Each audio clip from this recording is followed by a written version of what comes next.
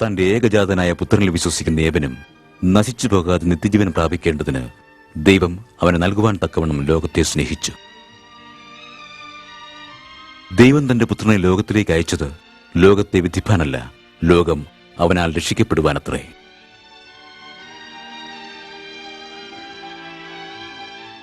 ഇന്ന് യേശുക്രിസ്തുവിന് 100 കോടിയിലധികം അനുയായികളുണ്ട്. 4 സുവിശേഷങ്ങൾ ക്രിസ്തീയ മാർഗത്തിന്റെ ഉദ്ഭവം രേഖപ്പെടുത്തുന്നു. മറ്റു സുവിശേഷങ്ങളിൽ പല സംഭവങ്ങളും വിവരിക്കുന്നുണ്ട്. ഒരേ സംഭവം വ്യത്യസ്ത രീതിയിലാണ് ഇവയിൽ വിവരിച്ചിരിക്കുന്നത്. യേശുവിന്റെ ഈ ജീവിതകഥയ്ക്ക് ആധാരമായിരിക്കുന്നത് ലൂക്കോസിന്റെ സുവിശേഷം മാത്രമാണ്.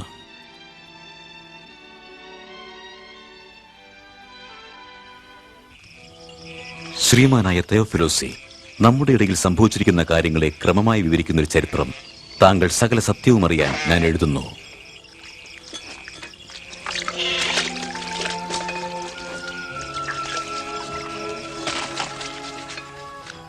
അഗുസ്തോസ് കൈസർ റോമ ചക്രവർത്തിയും മഹാനായ ഹെറോദാവ് യഹൂദ രാജാവുമായിരുന്ന കാലത്ത് ദൈവം ഗബ്രിയേൽ ദൂതനെ നസറത്ത് എന്ന പട്ടണത്തിൽ ഒരു കന്യകയുടെ അടുക്കൽ അയച്ചു.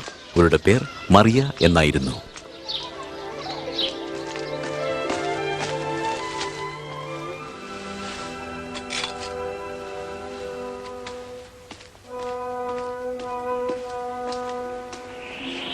മറിയേ, ഭയപ്പെടേണ്ട, നിനക്ക് ദൈവത്തിന്റെ കൃപ ലഭിച്ചിരിക്കുന്നു. നീ ഗർഭം ധരിച്ച് ഒരു മകനെ പ്രസവിക്കും. അവന് യേശു എന്ന് പേർ വിളിക്കണം. ഇതെങ്ങനെ സംഭവിക്കും? ഞാനൊരു കന്യകയാണ്. പരിശുദ്ധാത്മാവ് നിന്റെ മേൽ വരും. ആകയാൽ ഉത്ഭവിക്കുന്ന വിശുദ്ധ പ്രജ ദൈവത്തിന്റെ പുത്രൻ എന്ന് വിളിക്കപ്പെടും. അവന്റെ രാജ്യത്തിന് അവസാനമുണ്ടാകുകയില്ല. യഹൂദ്യ പട്ടണത്തിൽ താമസിക്കുന്ന തന്റെ ചാർച്ചക്കാരിയായ എലിസബത്തിന്റെ അടുക്കലേക്ക് മറിയ പോയി. എലിസബത്ത് അത്ഭുതകരമായ ഗർഭവതിയായിരുന്നു. എലിസബത്ത്, മറിയേ, എന്റെ ചാർച്ചക്കാരി, സ്ത്രീകളിൽ നീ അനുഗ്രഹിക്കപ്പെട്ടവൾ. നിന്റെ ഗർഭഫലവും അനുഗ്രഹിക്കപ്പെട്ടത്. നിന്റെ വന്ദനസ്വരം എന്റെ ചെവിയിൽ കേട്ടപ്പോൾ പിള്ളേ എന്റെ ഗർഭത്തിൽ ആനന്ദം കൊണ്ട് തുള്ളി. എന്റെ ഉള്ളം കർത്താവിനെ മഹത്വപ്പെടുത്തുന്നു. എന്റെ ആത്മാവ് എന്റെ രക്ഷിതാവായ ദൈവത്തിൽ ഉല്ലസിക്കുന്നു. ഇന്നു മുതൽ എല്ലാ തലമുറകളും എന്നെ ഭാഗ്യവതി എന്ന് വാഴ്ത്തും.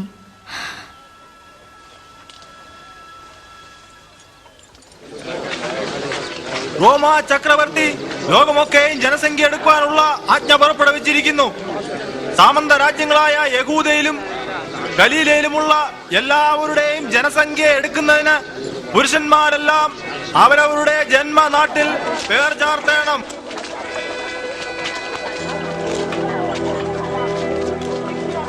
ഇവർ ക്ഷീണിതയാണ്. ദയവായി ഞങ്ങൾക്ക് വിശ്രമിക്കാൻ ഒരിടം തരാമോ? അങ്ങനെ മറിയയും തനിക്ക് വിവാഹം നിശ്ചയിച്ചിരുന്ന യോസഫിനോടും കൂടെ ചാർത്തപ്പെടേണ്ടതിന് യഹൂദ്യയിലുള്ള ബേത്ലഹേം പട്ടണത്തിലേക്ക് പോയി. എന്നാൽ അവർക്കവിടെ താമസിപ്പാൻ ഇടം കിട്ടിയില്ല. അവർക്ക് ലഭിച്ചത് വെറുമൊരു പശുത്തൊഴുത്ത് മാത്രമായിരുന്നു.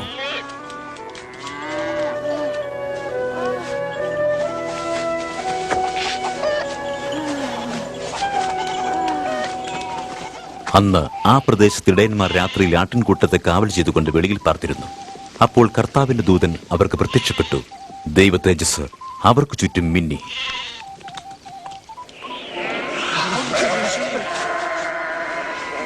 കർത്താവായ ക്രിസ്തു എന്ന രക്ഷിതാവ് ഇന്ന് ദാവീദിന്റെ പട്ടണത്തിൽ നിങ്ങൾക്കായി ജനിച്ചിരിക്കുന്നു.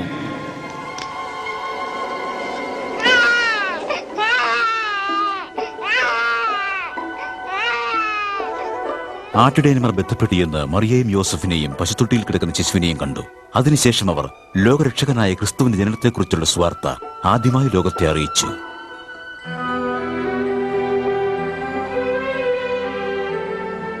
ഒരാഴ്ചയ്ക്ക് ശേഷം ശിശുവിനെ പരിച്ഛേദന കഴിക്കുവാനുള്ള സമയമായപ്പോൾ അവന് യേശു എന്ന് പേരിട്ടു. യോസഫും മറിയയും ശിശുവിനെ യെരുശലേമിലേക്ക് കൊണ്ടുപോയി ദൈവത്തിന് സമർപ്പിച്ചു. ദേവാലയത്തിൽ നല്ലവനും നീതിമാനുമായൊരു മനുഷ്യനുണ്ടായിരുന്നു. ക്രിസ്തുവിനെ കാണും മുൻപ് അവൻ മരിക്കയില്ല എന്ന് പരിശുദ്ധാത്മാവിനാൽ അവന് വാഗ്ദത്തം ലഭിച്ചിരുന്നു. അവന്റെ പേര് ശിമയോൻ എന്നായിരുന്നു. ഇപ്പോൾ നാഥ, തിരുവചനം പോലെ അടിയന് സമാധാനത്തോടെ വിട്ടയക്കുന്നു.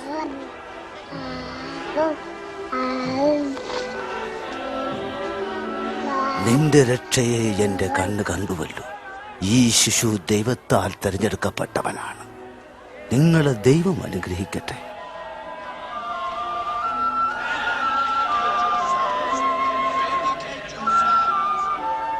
മോശയുടെ ന്യായപ്രമാണത്തിൽ കൽപ്പിച്ചിരുന്നതൊക്കെയും നിവർത്തിച്ച ശേഷം അവർ യെരുശലേം വിട്ട് നസ്രത്തിലേക്ക് മടങ്ങിപ്പോയി.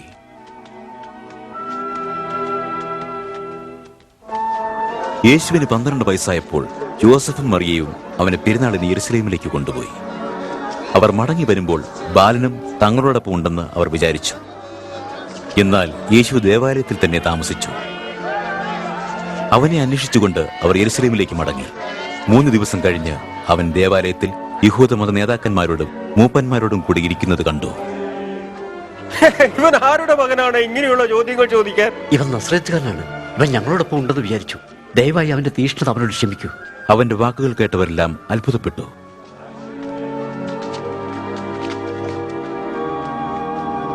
മകനെ, നീ ഞങ്ങളോട് ഇങ്ങനെ ചെയ്തതെന്ത്? നിന്റെ അപ്പനും ഞാനും എത്ര വ്യസനത്തോടെയാണ് നിന്നെ തിരഞ്ഞത്. നിങ്ങൾ എന്നെ തിരഞ്ഞ എന്തിന്? ഞാൻ എന്റെ പിതാവിനോടൊപ്പം ഇരിക്കേണ്ടതാണെന്ന് നിങ്ങൾ അറിയുന്നില്ലേ?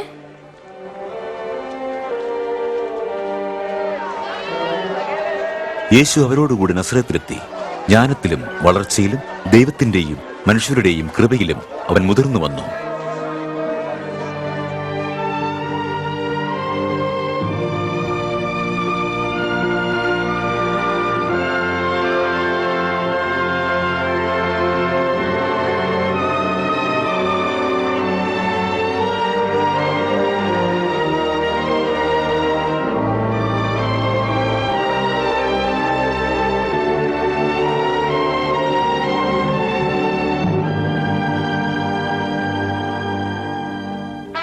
തിബരിയോസ് കൈസറുടെ വാഴ്ചയുടെ 15-ാം ആണ്ടിൽ പൊന്തിയോസ് പീലാത്തോസ് യഹൂദിയായിലും ഹേറോദാവ് ഗലീലയിലും വാഴുമ്പോൾ ഹന്നാവും കയ്യഫാവും മഹാപുരോഹിതന്മാരായിരിക്കുന്ന കാലത്ത് യോഹന്നാന് ദൈവത്തിന്റെ അരുളപ്പാടുണ്ടായി.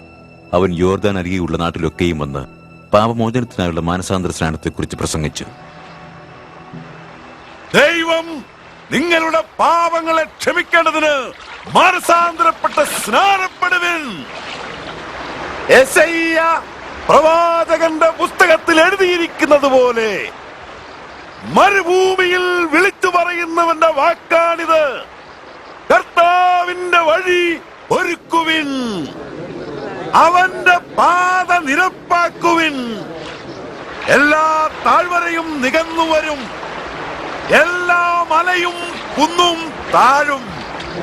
വളഞ്ഞ വഴികൾ ചൊവ്വായും ദുർഘടമായത് നിരന്ന വഴിയായും തീരും. സകല ജഡവും ദൈവത്തിന്റെ രക്ഷയെ കാണും. ഞങ്ങൾ എന്ത് ചെയ്യണം? ഞങ്ങൾ എന്ത് ചെയ്യണമെന്ന് പറഞ്ഞാലും സർപ്പസന്തതികളെ, ഞങ്ങൾ എന്ത് ചെയ്യണമെന്നാണ് നീ ആഗ്രഹിക്കുന്നത്? പറയൂ, പറയൂ, ഞങ്ങൾ ഏത് വഴിക്ക് തിരിയണം? നിങ്ങളിൽ 2 ഉടുപ്പുള്ളവൻ അതിൽ നിന്നും ഒരുടുപ്പ് ഇല്ലാത്തവന് കൊടുക്കട്ടെ.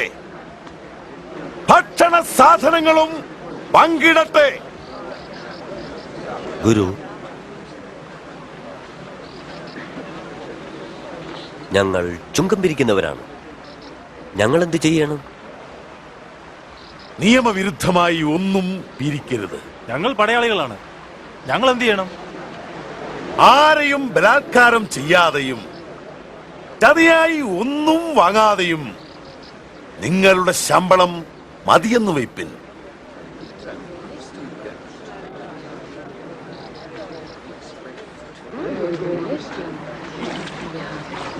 പറയൂ, നീയാണോ ക്രിസ്തു?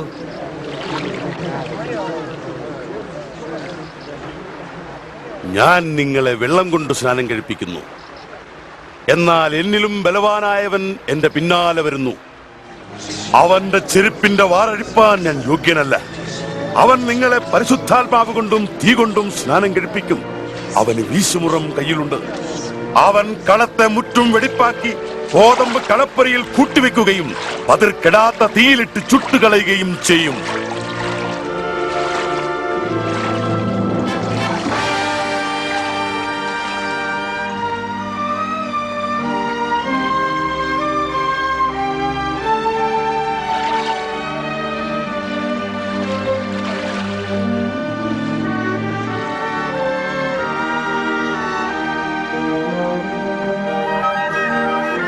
പരിശുദ്ധാത്മാവ് ദേഹരൂപത്തിൽ പ്രാവെന്ന പോലെ അവന്റെ മേൽ ഇറങ്ങി വന്നു.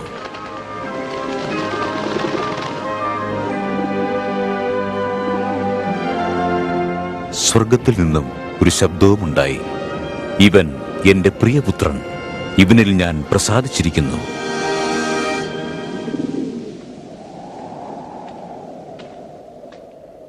തന്റെ പ്രവൃത്തി ആരംഭിക്കുമ്പോൾ യേശുവിന് ഏകദേശം 30 വയസ്സായിരുന്നു. പരിശുദ്ധാത്മാവ് നിറഞ്ഞവനായി അവൻ യോർദാൻ വിട്ടുമടങ്ങി. ആത്മാവ് അവനെ മരുഭൂമിയിലേക്ക് നടത്തി. പിശാച് അവനെ 40 ദിവസം പരീക്ഷിച്ചുകൊണ്ടിരുന്നു. ആ ദിവസങ്ങളിൽ അവനൊന്നും ഭക്ഷിച്ചിരുന്നില്ല.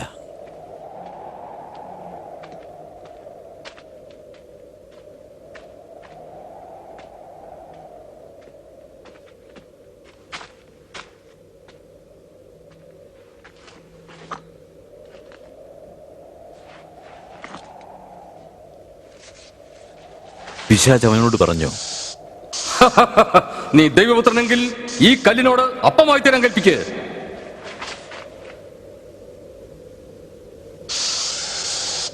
മനുഷ്യൻ അപ്പം കൊണ്ട് മാത്രമല്ല, ദൈവത്തിന്റെ എല്ലാ വചനത്താലും ജീവിക്കുന്നു എന്ന് എഴുതിയിരിക്കുന്നു.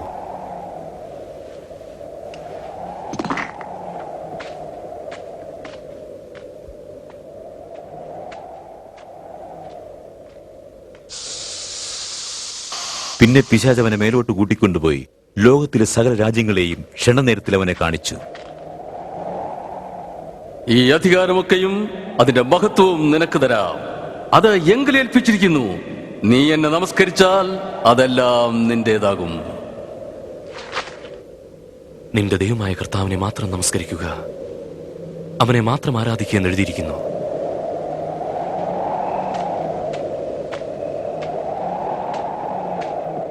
പിന്നെ പിശാച് അവനെ യെരൂശലേം ദേവാലയത്തിന്റെ ഉയർന്ന ഗോപുരത്തിലേക്ക് കൊണ്ടുപോയി നിർത്തി. നീ ദൈവപുത്രനെങ്കിൽ ഇവിടെ നിന്ന് താഴോട്ട് ചാടുക. നിന്നെ കാപ്പാൻ അവൻ തന്റെ ദൂതന്മാരോട് നിന്നെക്കുറിച്ച് കൽപ്പിക്കുകയും നിന്റെ കാൽ കല്ലിനോട് തട്ടാതവണ്ണം അവൻ നിന്നെ കൈകളിൽ താങ്ങിക്കൊള്ളുകയും ചെയ്യുമെന്ന് എഴുതിയിരിക്കുന്നുവല്ലോ. തിരുവെഴുത്ത് പറയുന്നു, നിന്റെ ദൈവമായ കർത്താവിനെ പരീക്ഷിക്കരുത്.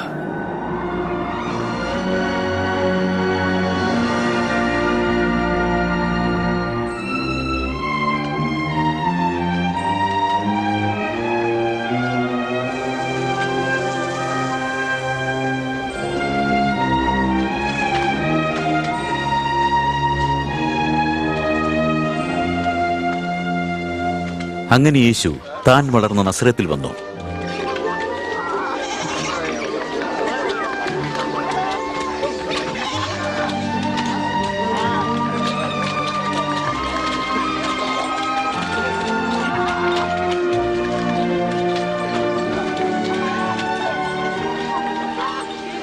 മകളെ, ഗുരു,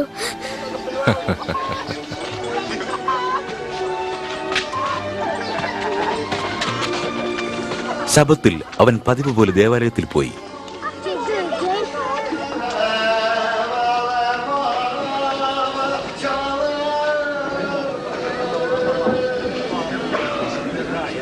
യെശയ്യാ പ്രവാചകന്റെ പുസ്തകത്തിൽ ഒരു ഭാഗം വായിപ്പാൻ അവനെ വിളിച്ചു.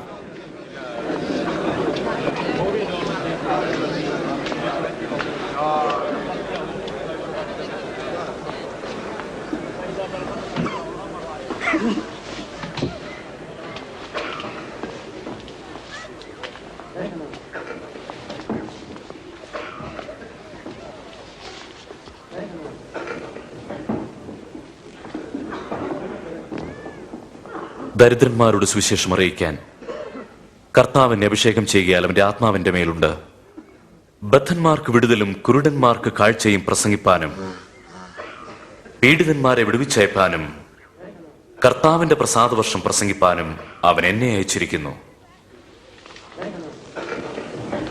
അവൻ നന്നായി സംസാരിക്കുന്നുണ്ടല്ലോ.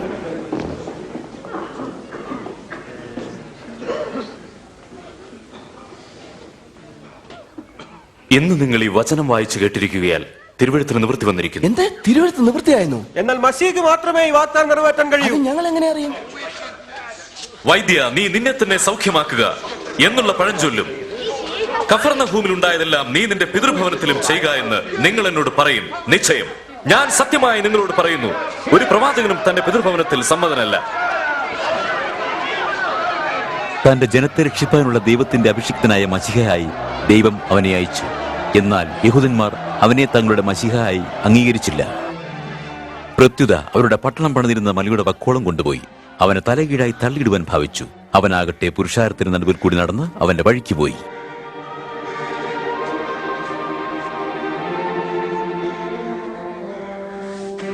അനന്തരം അവൻ ഗലീലിയിലെ ഒരു പട്ടണമായ കഫർന്നഹൂമിൽ വന്നു.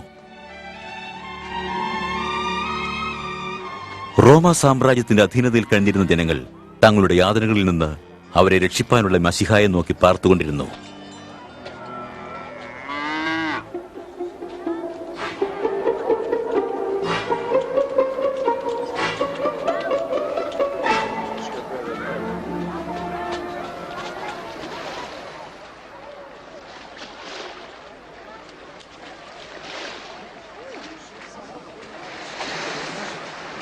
നിനക്ക് സമാധാനം.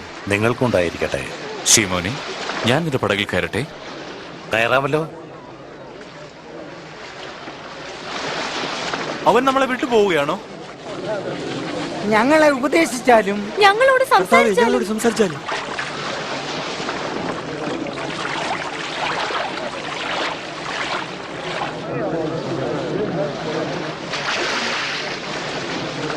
ഒരിക്കൽ രണ്ടുപേർ പ്രാർത്ഥിപ്പാൻ ദൈവാലയത്തിൽ പോയി. ഒരാൾ പരീശനും മറ്റേയാൾ ചുങ്കക്കാരനുമായിരുന്നു. പരീശൻ തനിയെ മാറുനിന്ന് തന്നോടായി ഇങ്ങനെ പ്രാർത്ഥിച്ചു: ദൈവമേ, പിടിച്ചുപറിക്കാർ, നീതികെട്ടവർ, വ്യഭിചാരികൾ മുതലായ മറ്റു മനുഷ്യരെ പോലെ ഞാൻ അല്ലായികയാലും ഈ നിൽക്കുന്ന ചുങ്കക്കാരനെ പോലെ അല്ലായികയാലും ഞാൻ നിന്നെ വാഴ്ത്തുന്നു. ആഴ്ചയിൽ 2 ദിവസം ഞാൻ ഉപവസിക്കുന്നു, നേടുന്നതിലൊക്കെയും പതാരം കൊടുത്തു വരുന്നു. എന്നാൽ ചുങ്കക്കാരനാകട്ടെ ദൂരത്തു നിന്ന് സ്വർഗത്തിലേക്ക് നോക്കുവാൻ പോലും തുനിയാതെ മാറത്തടിച്ചുകൊണ്ട് ഇപ്രകാരം പറഞ്ഞു: ദൈവമേ, പാപിയായ എന്നോട് കരുണയുണ്ടാകണമേ. ഞാൻ പറയുന്നു, പരീശനല്ല, പിന്നെയോ പാപിയായ ഈ മനുഷ്യനാണ് നീതീകരിക്കപ്പെട്ടവനായി വീട്ടിലേക്ക് മടങ്ങിപ്പോയത്. തന്നെത്താൻ ഉയർത്തുന്നവനെല്ലാം താഴ്ത്തപ്പെടും, തന്നെത്താൻ താഴ്ത്തുന്നവനെല്ലാം ഉയർത്തപ്പെടും. പടക് ആഴത്തിലേക്ക് നീക്കൂ, നീയും കൂട്ടാളികളും ചേർന്ന് മീൻ പിടിക്കുവാൻ വലയിറക്കുവിൻ. നാഥ, രാത്രി മുഴുവൻ ഞങ്ങൾ അധ്വാനിച്ചിട്ടും ഒന്നും കിട്ടിയില്ല. എങ്കിലും നിന്റെ വാക്കിന് ഞാൻ വലയിറക്കാം. യാക്കോബ്, യോഹന്നാൻ,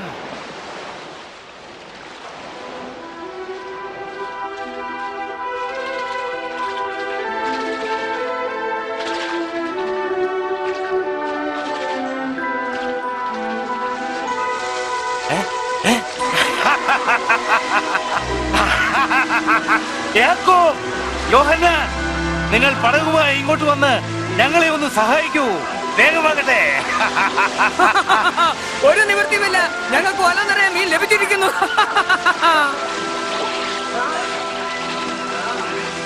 മതി മതി, അത് മതി.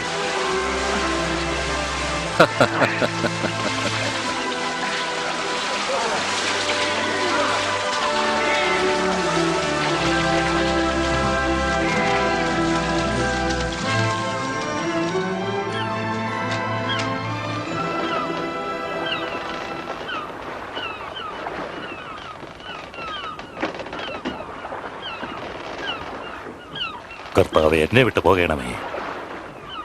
ഞാൻ പാപിയായ മനുഷ്യനാണ്. ഭയപ്പെടേണ്ട, ഇന്നു മുതൽ നീ മനുഷ്യരെ പിടിക്കുന്നവനാകും.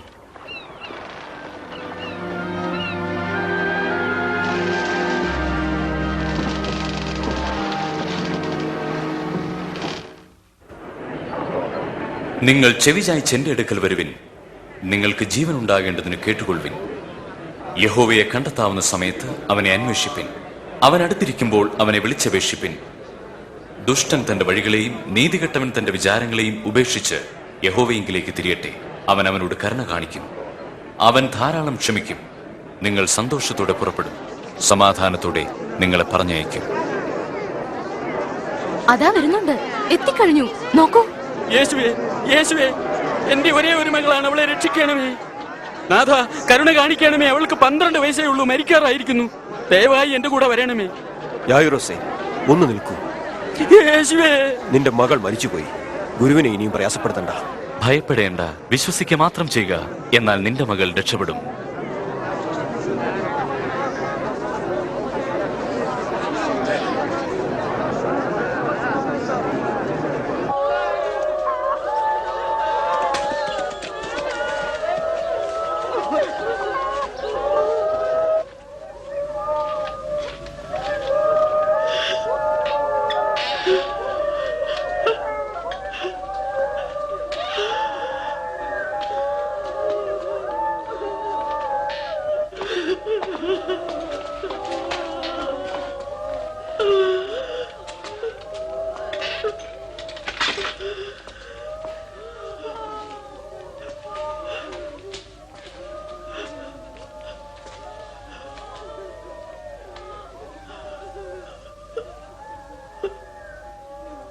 നിങ്ങൾ കരയേണ്ട.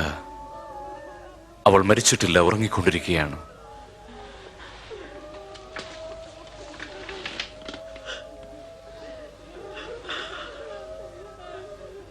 മകളെ, എഴുന്നേൽക്കൂ.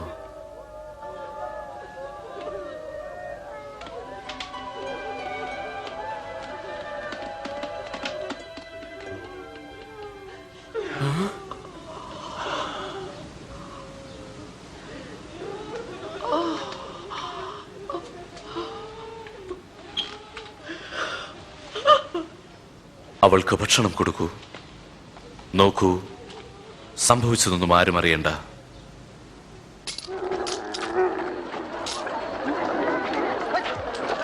അതിനുശേഷം മത്തായി എന്നു പേരുള്ള ഒരു ചുങ്കക്കാരൻ ചുങ്കസ്ഥലത്തിരുന്ന് കരം പിരിക്കുന്നത് യേശു കണ്ടു.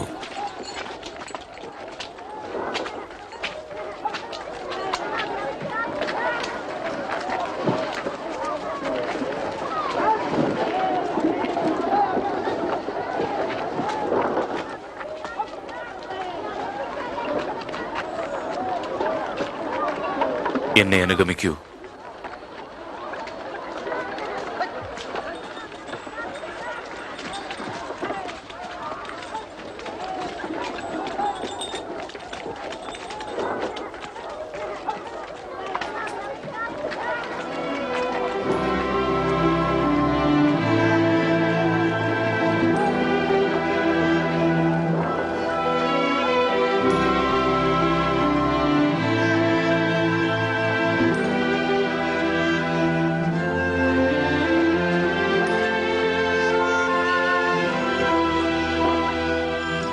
അക്കാലത്ത് യേശു പ്രാർത്ഥിപ്പാനായി ഒരു മലയിൽ ചെന്നു. ദൈവത്തോടുള്ള പ്രാർത്ഥനയിൽ രാത്രി മുഴുവൻ അവൻ ചെലവഴിച്ചു.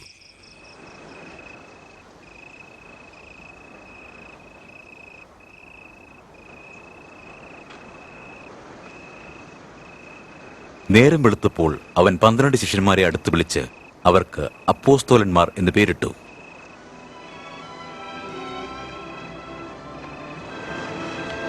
പത്രോസ് എന്ന് പേര് വിളിച്ച ശിമോൻ,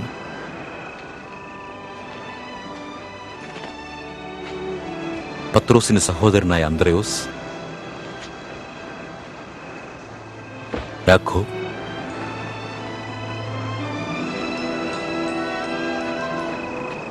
യോഹന്നാൻ,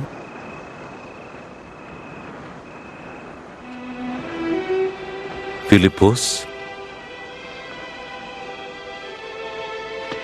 ബർത്തലോമായി, മത്തായി,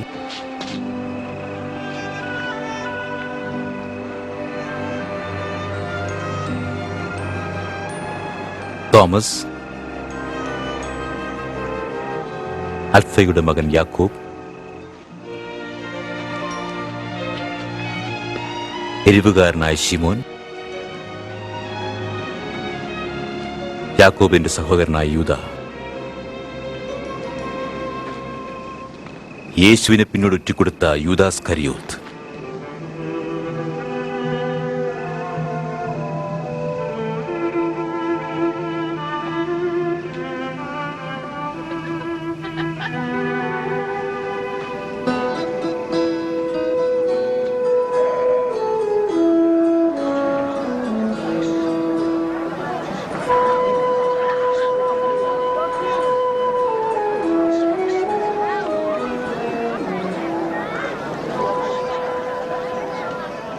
ദരിദ്രരായ നിങ്ങൾ ഭാഗ്യവാന്മാർ, ദൈവരാജ്യം നിങ്ങൾക്കുള്ളത്.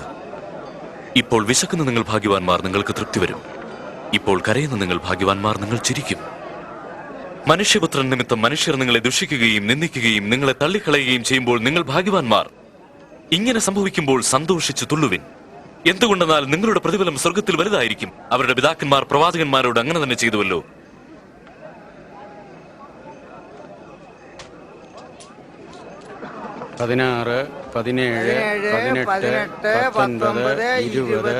അത്രേ എന്റെ കയ്യിലുള്ളൂ. സമ്പന്നരായ നിങ്ങൾ കയ്യോ കഷ്ടം. നിങ്ങളുടെ ആശ്വാസം നിങ്ങൾക്ക് ലഭിച്ചു പോയല്ലോ.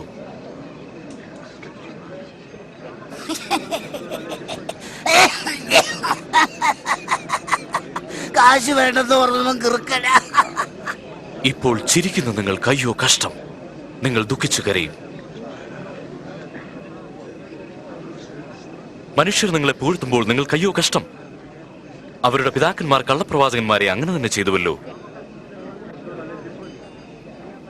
എന്നാൽ എന്നെ കേൾക്കുന്ന നിങ്ങളോട് ഞാൻ പറയുന്നു, ശത്രുക്കളെ സ്നേഹിപ്പിൻ, നിങ്ങളെ പഴിക്കുന്നവർക്ക് നന്മ ചെയ്യുവിൻ, നിങ്ങളെ ശപിക്കുന്നവരെ അനുഗ്രഹിപ്പിൻ, നിങ്ങളെ ദുഷിക്കുന്നവർക്ക് വേണ്ടി പ്രാർത്ഥിപ്പീൻ.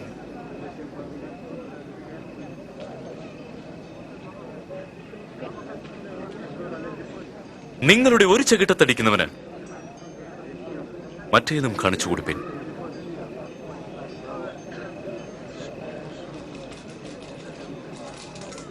നിന്റെ പുതപ്പെടുത്ത് കളയുന്നവന് വസ്ത്രം കൂടി വിട്ടുകൊടുക്കുക. നിങ്ങളോട് ചോദിക്കുന്ന എല്ലാവർക്കും കൊടുപ്പീൻ. നിങ്ങൾക്കുള്ളത് ആരെങ്കിലും എടുത്തു കളഞ്ഞാൽ അത് മടക്കി ചോദിക്കരുത്. മനുഷ്യർ നിങ്ങൾക്ക് ചെയ്യണമെന്ന് നിങ്ങൾ ആഗ്രഹിക്കും പോലെ നിങ്ങൾ അവർക്കും ചെയ്യുവീൻ.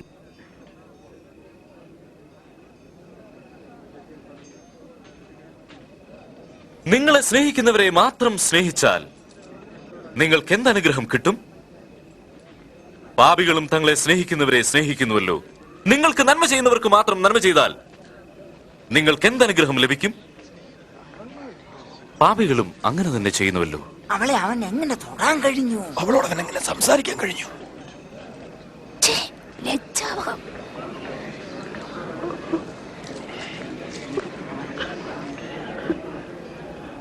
നിങ്ങൾ ശത്രുക്കളെ സ്നേഹിപ്പിൻ, അവർക്ക് നന്മ ചെയ്യുവിൻ, ഒന്നും ഇച്ഛിക്കാതെ കടം കൊടുക്കുവിൻ. എന്നാൽ നിങ്ങളുടെ പ്രതിഫലം വളരെയാകും. അങ്ങനെ നിങ്ങൾ അത്യുന്നതന്റെ മക്കളാകും. അവൻ നന്ദികെട്ടവരോടും ദുഷ്ടന്മാരോടും ദയാലുവല്ലോ. കരുണ കാണിപ്പിൻ, സ്വർഗസ്ഥനായ നിങ്ങളുടെ പിതാവ് കരുണ കാണിക്കുന്നത് പോലെ. യേശുവേ, ഞങ്ങളെ രക്ഷിക്കണമേ. വിധിക്കരുതേ, എന്നാൽ നിങ്ങളെയും വിധിക്കുകയില്ല. ശിക്ഷിക്കരുത്, എന്നാൽ നിങ്ങൾക്കും ശിക്ഷാവിധി ഉണ്ടാകില്ല. ക്ഷമിപ്പീൻ, എന്നാൽ നിങ്ങളോടും ക്ഷമിക്കും. കർത്താവേ, നിന്റെ പാതയിൽ ഞങ്ങളെ നയിച്ചാലും.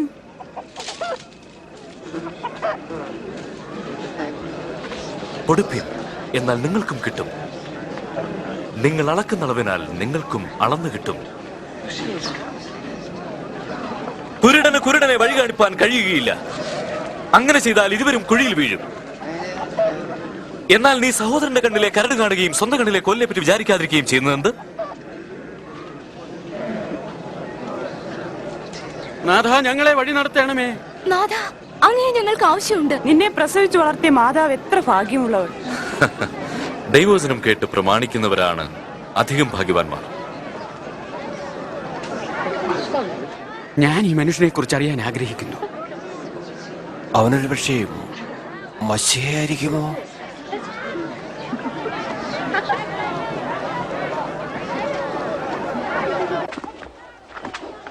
ഈ പരീശൻ തന്നോടുകൂടി ഭക്ഷണം കഴിക്കാൻ യേശുവിനെ ക്ഷണിച്ചു. യേശു അവനോടുകൂടെ ഭക്ഷണത്തിനിരുന്നു. പിള്ളേരെ ശല്യമുണ്ടാക്കാതെ ഓ, പറഞ്ഞത് കേട്ടില്ലേ? ഓ, പിള്ളേർ വലിയ ശല്യക്കാരാ.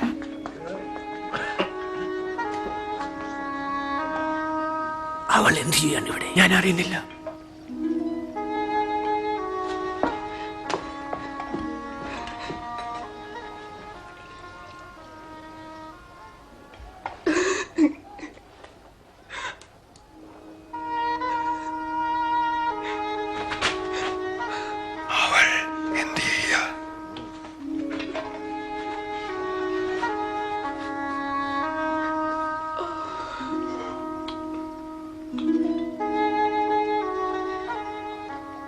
മനുഷ്യൻ യഥാർത്ഥ പ്രവാചകനായിരുന്നുവെങ്കിൽ തന്നെ തൊടുന്ന സ്ത്രീ ആരെന്നും അവൾ എങ്ങനെയുള്ളവളാണെന്നും അറിയുമായിരുന്നു.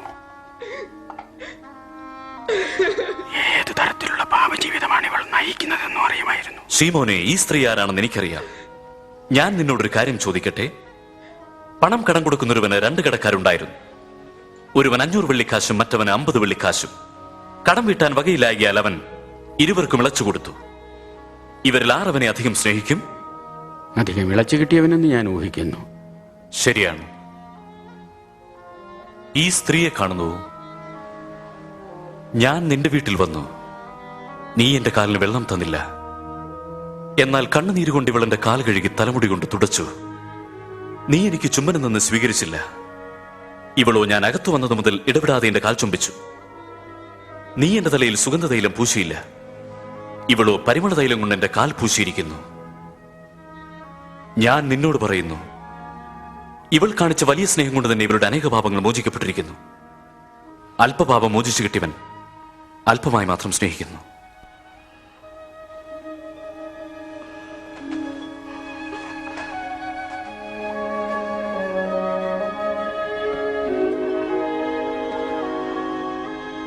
നിന്റെ പാപങ്ങൾ മോചിക്കപ്പെട്ടിരിക്കുന്നു. നിന്റെ വിശ്വാസം നിന്നെ രക്ഷിച്ചു. സമാധാനത്തോടെ പോക. ഞാൻ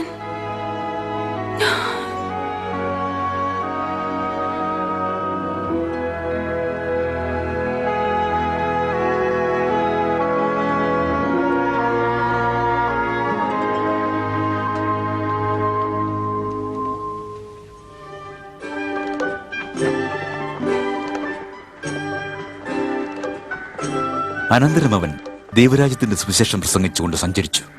12 ശിഷ്യന്മാരും അവനെ അനുഗമിച്ചു. ഭൂതങ്ങളിൽ നിന്നും വിടുതൽ ലഭിച്ച ചില സ്ത്രീകളും അവനോടുകൂടി ഉണ്ടായിരുന്നു. മഗ്ദലാക്കാരത്തി മറിയ, ഹേറോദ രാജാവിന്റെ കാര്യവിചാരകനായ കൂസയുടെ ഭാര്യ യോഹന്ന, ശൂസന്ന എന്നിവരും യേശുവിനെ അനുഗമിച്ചിരുന്നു.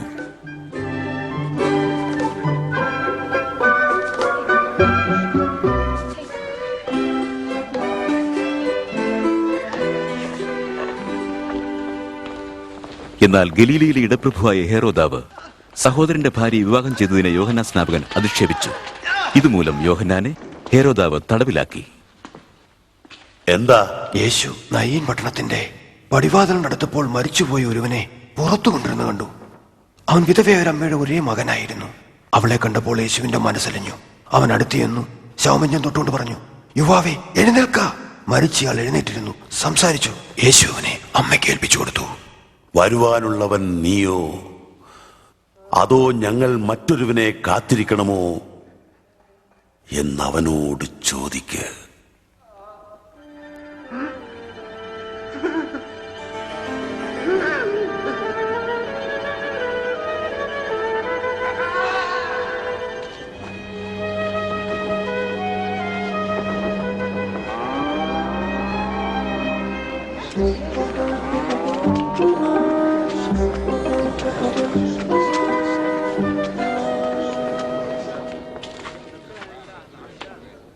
ഗുരു,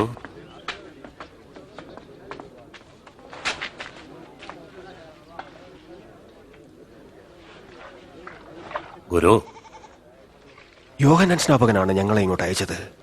വരുവാനുള്ളവൻ നീ തന്നെയാണോ, അതോ ഞങ്ങൾ മറ്റാർക്കെങ്കിലും വേണ്ടി കാത്തിരിക്കണമോ? മടങ്ങിച്ചെന്ന് കാണുന്നതും കേൾക്കുന്നതും യോഹന്നാനെ അറിയിപ്പിൻ. കുരുടന്മാർ കാണുന്നു, മുടന്തന്മാർ നടക്കുന്നു. എന്നെക്കുറിച്ച് സംശയമില്ലാത്തവരോ എത്ര ഭാഗ്യവാന്മാർ.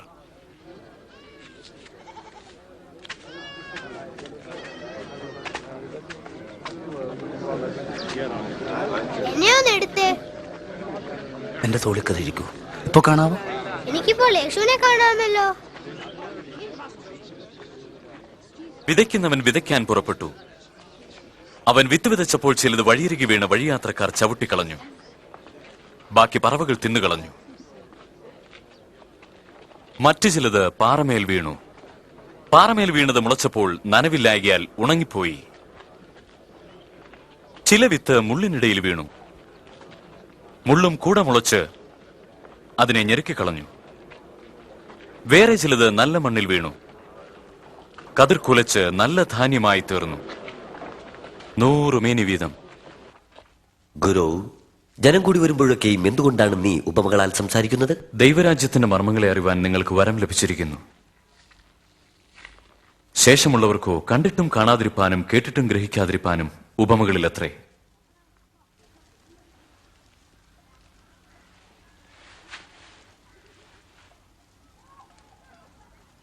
ഉപമയുടെ അർത്ഥം ഇതാണ്: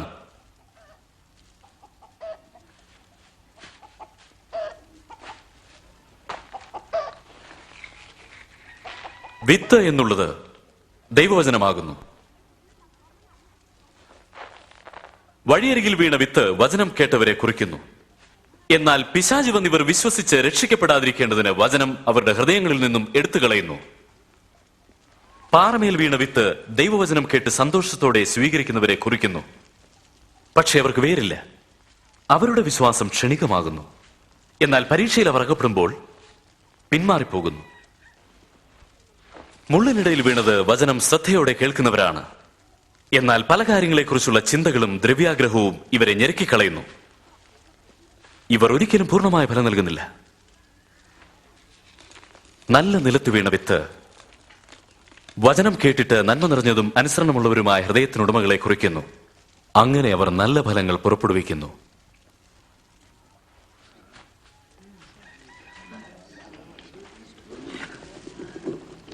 വിളക്ക് കൊളുത്തിയ ശേഷം ആരും പാത്രം കൊണ്ട് മൂടുന്നില്ല, കട്ടിൽ കീഴിൽ വെക്കുന്നതുമില്ല. പകരം വിളക്ക് തണ്ടിന്മേൽ വെക്കുന്നു. അങ്ങനെ അത് അകത്തു വരുന്നവർക്ക് മുഴുവൻ വെളിച്ചം നൽകുന്നു. വെളിപ്പെട്ടു വരാതെ നിഗൂഢമായിരിക്കുന്നത് ഒന്നും തന്നെയില്ല. പ്രസിദ്ധമായി വെളിച്ചത്ത് വരാതെ മറവായിട്ടിരിക്കുന്നതും ഒന്നുമില്ല. നിങ്ങൾ എങ്ങനെ കേൾക്കുന്നുവെന്ന് സൂക്ഷിക്കുവിൻ. എന്തുകൊണ്ടെന്നാൽ ഉള്ളവന് കൂടുതൽ കിട്ടും, എന്നാൽ ഇല്ലാത്തവനിൽ നിന്നും അവൻ ഉണ്ട് എന്ന് വിചാരിക്കുന്നതും കൂടെ എടുത്തു കളയും. ഗുരു, നിന്റെ അമ്മയും സഹോദരന്മാരും നിന്നെ കാത്ത് പുറത്തു നിൽക്കുന്നു. അവർക്ക് നിന്നെ കാണണം. എന്റെ അമ്മയും സഹോദരന്മാരും ദൈവത്തിന് വചനം കേട്ട് അനുസരിക്കുന്നവർ അത്രേ.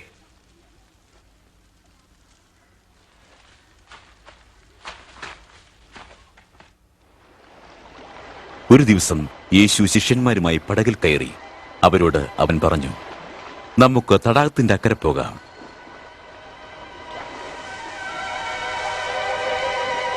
അവർ പടക് നീക്കി ഓടുമ്പോൾ യേശു ഉറങ്ങിപ്പോയി.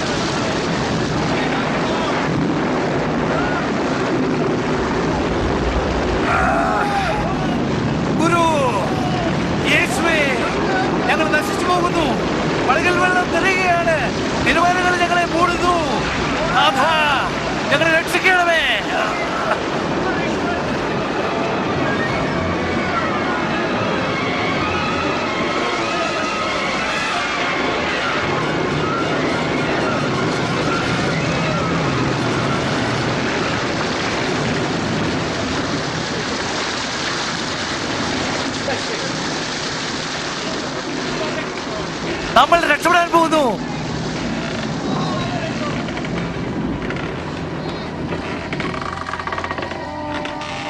നിങ്ങളുടെ വിശ്വാസം എവിടെ?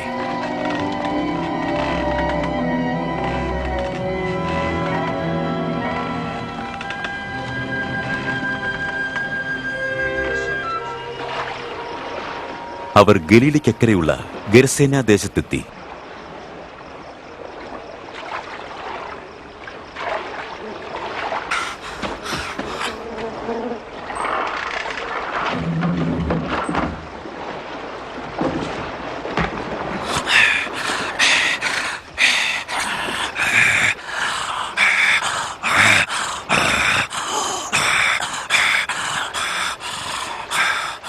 യേശുവേ, മഹോന്നതനായ ദൈവത്തിന്റെ പുത്ര, എനിക്കും നിനക്കും തമ്മിൽ എന്ത്? ഞാൻ നിന്നോട് അപേക്ഷിക്കുന്നു, എന്നെ ഉപദ്രവിക്കരുത്. നിന്റെ പേരെന്ത്?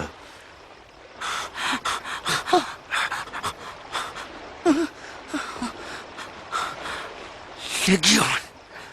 കർത്താവേ, ഞങ്ങൾ നിന്നോട് അപേക്ഷിക്കുന്നു, ഞങ്ങളെ പാതാളത്തിലേക്ക് അയക്കരുത്. ഈ പന്നിക്കൂടത്തിൽ കിടക്കാൻ ഞങ്ങളെ അനുവദിക്കണമേ.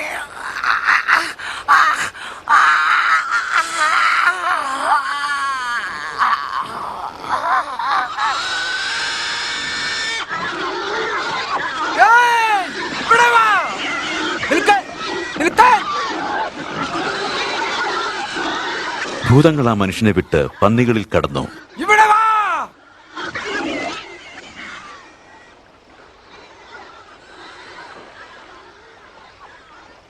ഇവിടുന്ന് പോകൂ. മന്ത്രവാദി,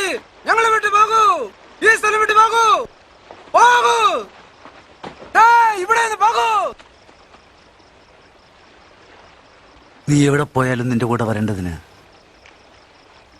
എന്നെ അനുവദിക്കാനമേ. നീ വീട്ടിൽ ചെന്ന് ദൈവം നിനക്ക് ചെയ്തതറിയിക്കുക.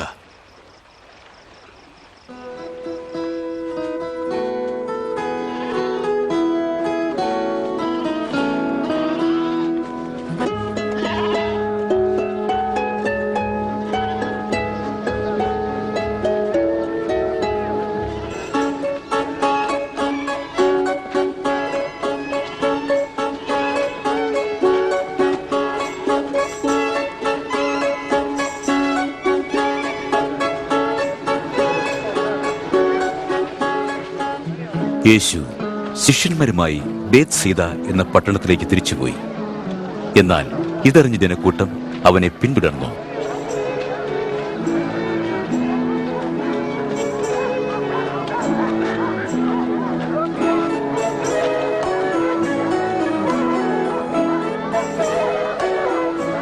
സന്ധ്യ കഴിയാറായപ്പോൾ പത്രോസ് അവനോട് പറഞ്ഞു, ഗുരു, ജനക്കൂട്ടത്തെ പറഞ്ഞയച്ചാലും അവർ ചുറ്റുമുള്ള ഊരുകളിലും പട്ടണങ്ങളിലും പോയി ആഹാരം കഴിക്കുകയും രാത്രി പാർക്കുകയും ചെയ്യട്ടെ. ഇതൊരു വിജന പ്രദേശമാണല്ലോ.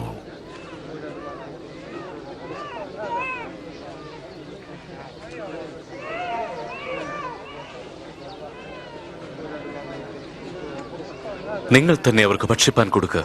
5 അപ്പവും 2 മീനും അല്ലാതെ മറ്റൊന്നുമില്ല.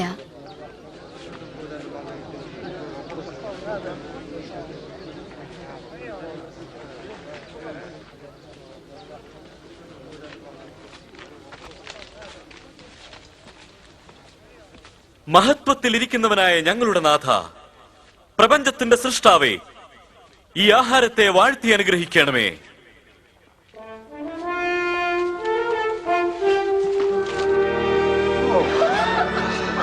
എന്തൊരു അത്ഭുതം! വിശ്വസിക്കാൻ പറ്റുന്നില്ല.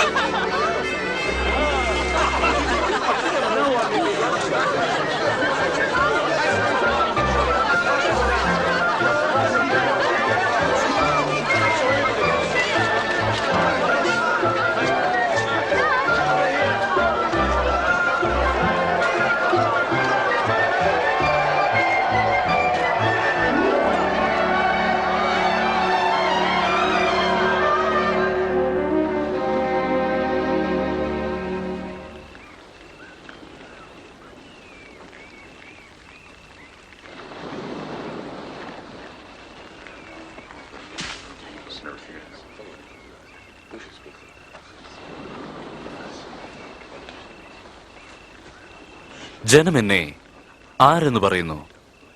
ചിലർ യോഹന്നാൻ സ്നാപകനെന്നും മറ്റു ചിലർ ഏലിയ പ്രവാചകനെന്നും വേറെ ചിലർ നീ ഉയർത്തെഴുന്നേറ്റ പുരാതന പ്രവാചകന്മാരിൽ ഒരുവനെന്നും പറയുന്നു.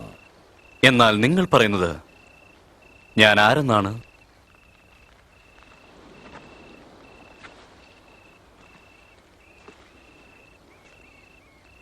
നീ ദൈവപുത്രനായ ക്രിസ്തുവാകുന്നു.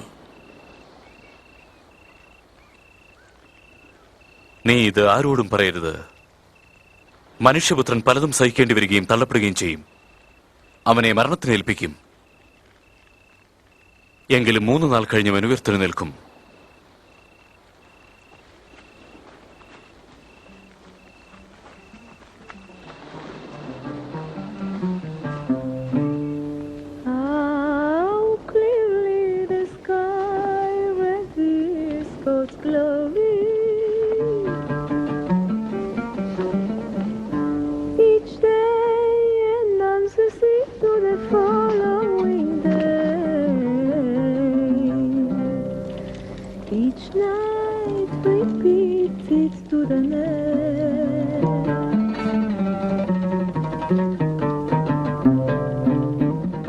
നിങ്ങൾ ആരെങ്കിലും എന്നെ അനുഗമിക്കുന്നുവോ?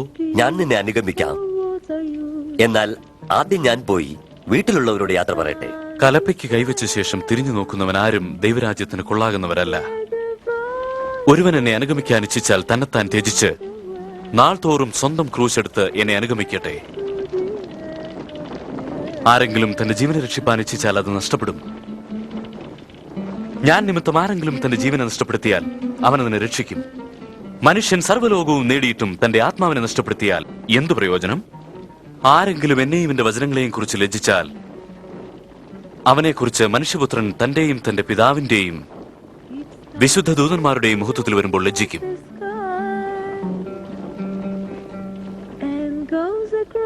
ഞാൻ നിങ്ങളോട് പറയുന്നു, ദൈവരാജ്യം കാണുവോളം മരണം ആസ്വദിക്കാത്ത ചിലർ ഇവിടെ നിൽക്കുന്നവരിലുണ്ട്.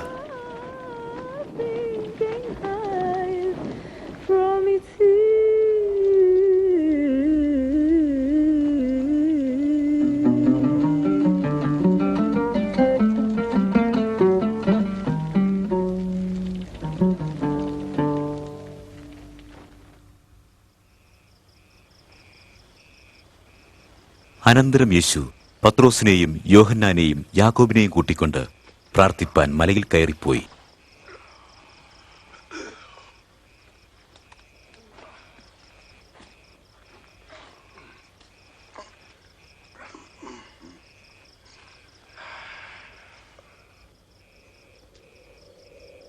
അവൻ പ്രാർത്ഥിക്കുമ്പോൾ മുഖത്തിന്റെ ഭാവം മാറി. അവന്റെ വസ്ത്രങ്ങൾ മിന്നുന്ന വെള്ളയായും തീർന്നു.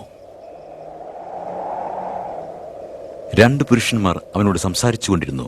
സ്വർഗീയ തേജസ്സിൽ പ്രത്യക്ഷപ്പെട്ടവർ മോശയും ഏലിയാവുമായിരുന്നു.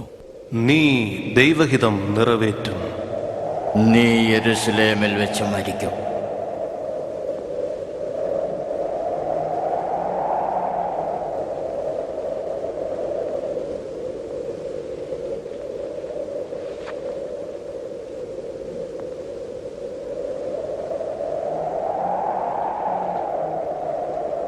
അവർ അവനെ വിട്ട് പിരിയുമ്പോൾ പത്രോസ് യേശുവിനോട് പറഞ്ഞു, ഗുരു, നാം ഇവിടെ ഇരിക്കുന്നത് നല്ലത്. ഞങ്ങൾ 3 കുടിലുകൾ ഉണ്ടാക്കാം. ഒന്ന് നിനക്കും, ഒന്ന് മോശയ്ക്കും. പത്രോസ് ഇങ്ങനെ പറയുമ്പോൾ ഒരു മേഘം വന്ന് അവരുടെ മേൽ നിഴലിട്ടു. അവർ ആകെ ഭയന്നു. മേഘത്തിൽ നിന്നും ഒരു ശബ്ദവുമുണ്ടായി, ഇവൻ എന്റെ പ്രിയപുത്രൻ, ഞാൻ തെരഞ്ഞെടുത്തവൻ, ഇവന് ചെവി കൊടുപ്പിൻ.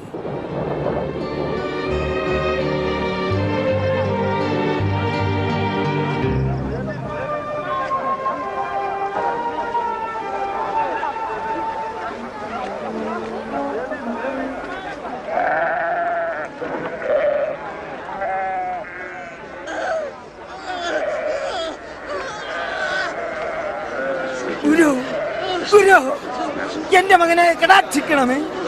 ദയവായി അവനെ സഹായിക്കണമേ. അവൻ എന്റെ ഒരേ ഒരു മകനാണ്. അവനിലെ ഭൂതത്തെ പുറത്താക്കാൻ നിന്റെ ശിഷ്യന്മാരോട് അപേക്ഷിച്ചതാണ്. എന്നാൽ അവർക്കത് കഴിഞ്ഞില്ല. അവിശ്വാസവും വക്രതയും നിറഞ്ഞ തലമുറയെ എത്രത്തോളം ഞാൻ നിങ്ങളോട് കൂടിയിരുന്ന് നിങ്ങളെ സഹിക്കും. നിന്റെ മകനെ കൊണ്ടുവരൂ.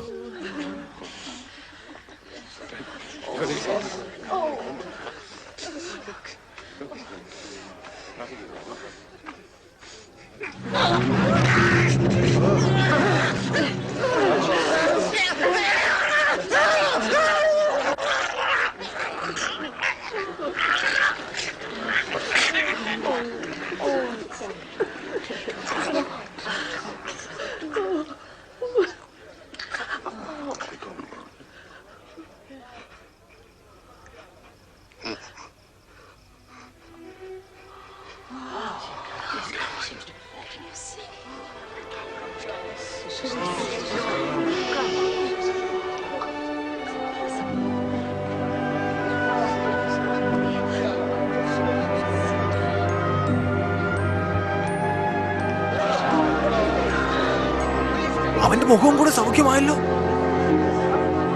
ആ, എന്തൊരു അത്ഭുതം.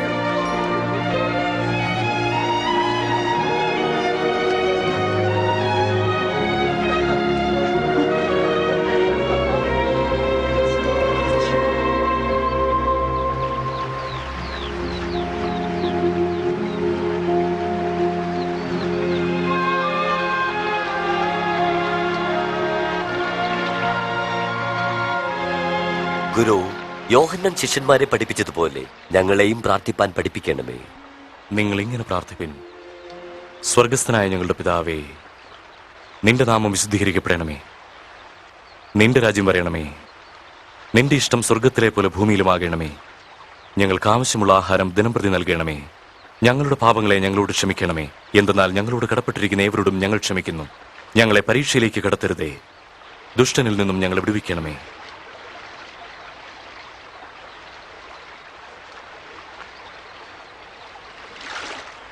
യാചിപ്പിൻ, എന്നാൽ നിങ്ങൾക്ക് ലഭിക്കും. അന്വേഷിപ്പിൻ, എന്നാൽ നിങ്ങൾ കണ്ടെത്തും. മുട്ടുവിൻ, എന്നാൽ നിങ്ങൾക്ക് തുറന്നു കിട്ടും.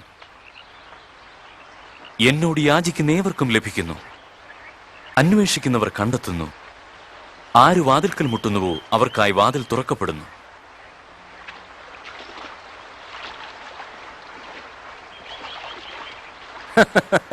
നിങ്ങളിൽ ആരുടെയെങ്കിലും മകൻ അവന്റെ അപ്പനോടൊപ്പം ചോദിച്ചാൽ അവന് കല്ല് കൊടുക്കുമോ? മുട്ട ചോദിക്കുന്നുവെങ്കിൽ തേളിനെ കൊടുക്കുമോ? ദോഷികളായ നിങ്ങൾ നിങ്ങളുടെ മക്കൾക്ക് നല്ല ദാനങ്ങളെ കൊടുപ്പാൻ അറിയുന്നുവെങ്കിൽ സ്വർഗസ്ഥനായ നിങ്ങളുടെ പിതാവ് തന്നോട് യാചിക്കുന്നവർക്ക് പരിശുദ്ധാത്മാവിനെ എത്രയധികം കൊടുക്കും. ഞാൻ നിങ്ങളോട് പറയുന്നു, എന്തു തിന്നുമെന്ന് ജീവനായിക്കൊണ്ടും എന്തുടുക്കും എന്ന് ശരീരത്തിനായിക്കൊണ്ടും വിചാരപ്പെടരുത്. എന്തുകൊണ്ടെന്നാൽ ആഹാരത്തെക്കാൾ ജീവനും ഉടുപ്പിനേക്കാൾ ശരീരവും വലുതാണ്. കാക്കയെ നോക്കുവിൻ, അത് വിതയ്ക്കുകയോ കൊയ്യുകയോ കളപ്പുരയിൽ കൂട്ടിവെക്കുകയോ ചെയ്യുന്നില്ല. ദൈവം അവയെ പുലർത്തുന്നു. ആകാശത്തിലെ പറവകളേക്കാൾ നിങ്ങൾ എത്രയോ വിശേഷതയുള്ളവരാണ്.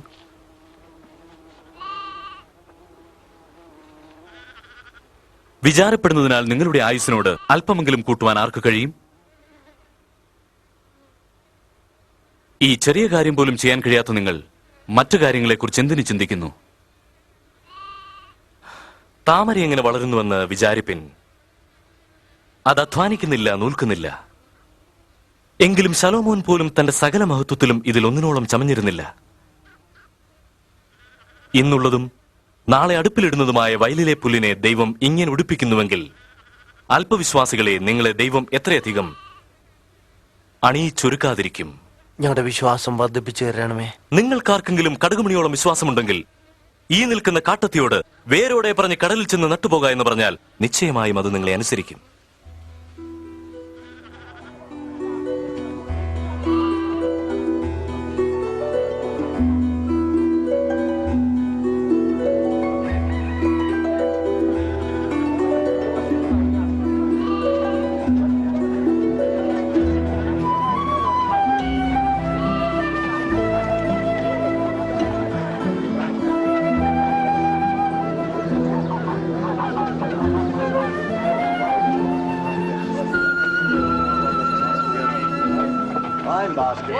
ഇടർച്ചകൾ വരുന്നത് സാധാരണമത്രേ.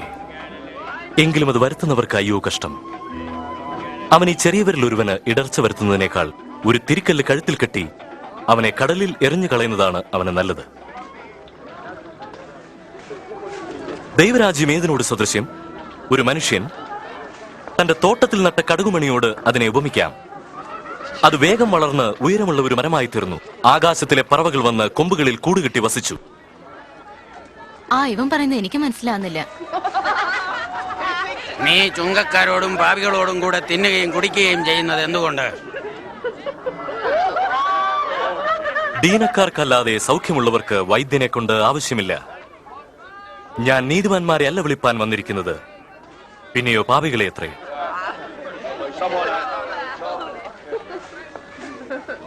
ദൈവരാജ്യത്തെ കുറിച്ച് ഞങ്ങളോട് പറയാമോ? മറ്റെന്തെങ്കിലും പറയാനുണ്ടോ?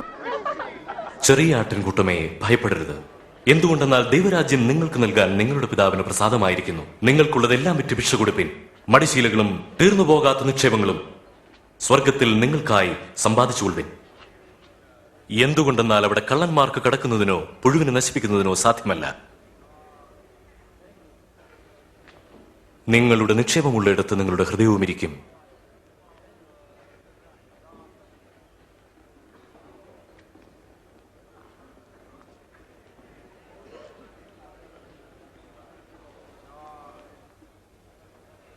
സ്ത്രീ, നിന്റെ രോഗം സൗഖ്യപ്പെട്ടിരിക്കുന്നു.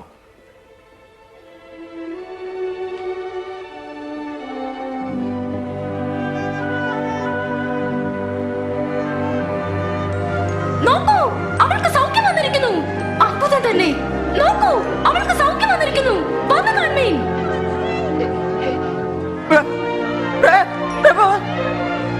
സ്തുതിക്കുന്നു. കഴിഞ്ഞ 18 വർഷക്കാലം ഗുരു ദൈവം നിന്നെ കാക്കട്ടെ. വേല ചെയ്യാൻ ആഴ്ചയിൽ 6 ദിവസമുണ്ടല്ലോ. അതിലേതെങ്കിലും ഒരു ദിവസം വന്ന് നിനക്ക് സൗഖ്യം പ്രാപിച്ചുകൂടെ? എന്നാൽ ശബ്ദത്തിൽ ഇത് പാടില്ല. കപടഭക്തിക്കാരെ, നിങ്ങൾ ശബത്തിൽ കാളയെയോ കഴുതയെയോ തൊഴുത്തിൽ നിന്നും അഴിച്ചുകൊണ്ടുപോയി അവയെ വെള്ളം കുടിപ്പിക്കാറില്ലേ?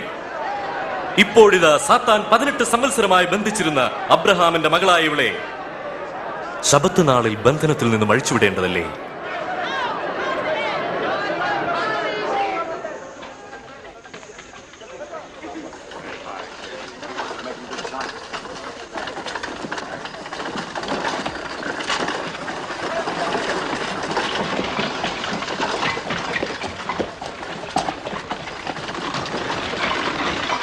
നല്ല ഗുരു, നിത്യജീവൻ അവകാശമാക്കേണ്ടതിന് ഞാൻ എന്തു ചെയ്യണം? എന്തിനെ നല്ലവനെന്ന് വിളിക്കുന്നു?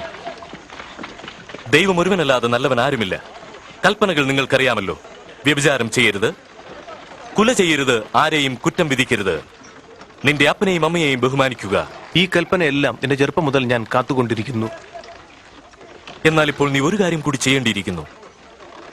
നിനക്കുള്ളതെല്ലാം വിറ്റ് ദരിദ്രർക്ക് കൊടുക്കുക. എന്നാൽ സ്വർഗത്തിൽ നിനക്ക് നിക്ഷേപമുണ്ടാകും. പിന്നെ വന്ന് എന്നെ അനുഗമിക്കുക. പക്ഷെ ഞങ്ങൾ വ്യാപാരികൾ, ധനവാന്മാർ.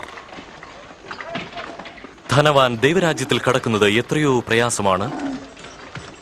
ധനവാനായവൻ ദൈവരാജ്യത്തിൽ കടക്കുന്നതിനേക്കാൾ ഒട്ടകം സൂചിക്കുഴിയിലൂടെ കടക്കുന്നത് എളുപ്പം. എന്നാൽ രക്ഷിക്കപ്പെടാൻ ആർക്ക് കഴിയും? മനുഷ്യർക്ക് അസാധ്യമായതൊക്കെയും ദൈവത്താൽ സാധ്യമാണ്. കൃത്യമായി പറഞ്ഞാൽ ദൈവരാജ്യം എവിടെയാണ്? ദൈവരാജ്യം ആരും കാണത്തക്കവണ്ണമല്ല വരുന്നത്. ഇതാ ഇവിടെയെന്നും അതാ അവിടെയെന്നും പറയുകയുമില്ല. ദൈവരാജ്യം നിങ്ങളുടെ ഇടയിൽ തന്നെ ഉണ്ടല്ലോ. എന്നാൽ നിങ്ങൾ മനുഷ്യപുത്രനെ കാണാൻ ആഗ്രഹിക്കുന്ന സമയം വരും, നിങ്ങൾ അവനെ കാണുകയില്ല. മിന്നൽ ആകാശത്തിൽ 4 ദിക്കുകളിലും മിന്നിത്തിളങ്ങുന്നതുപോലെ ആയിരിക്കും മനുഷ്യപുത്രന്റെ ആ നാളിലെ വരവും. എന്നാൽ ആദ്യം അവൻ വളരെ കഷ്ടം അനുഭവിക്കുകയും ഈ തലമുറ അവനെ തള്ളിപ്പറയുകയും ചെയ്യും.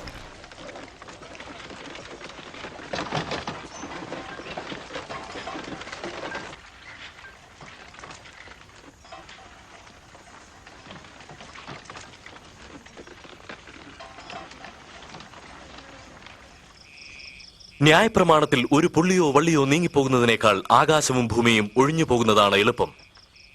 ഞാൻ പറയുന്നു, അനേക പ്രവാചകന്മാരും രാജാക്കന്മാരും നിങ്ങൾ കാണുന്നത് കാണാൻ ആഗ്രഹിച്ചിട്ടും കണ്ടില്ല, നിങ്ങൾ കേൾക്കുന്നത് കേൾക്കാൻ ആഗ്രഹിച്ചിട്ടും അവർ കേട്ടില്ല.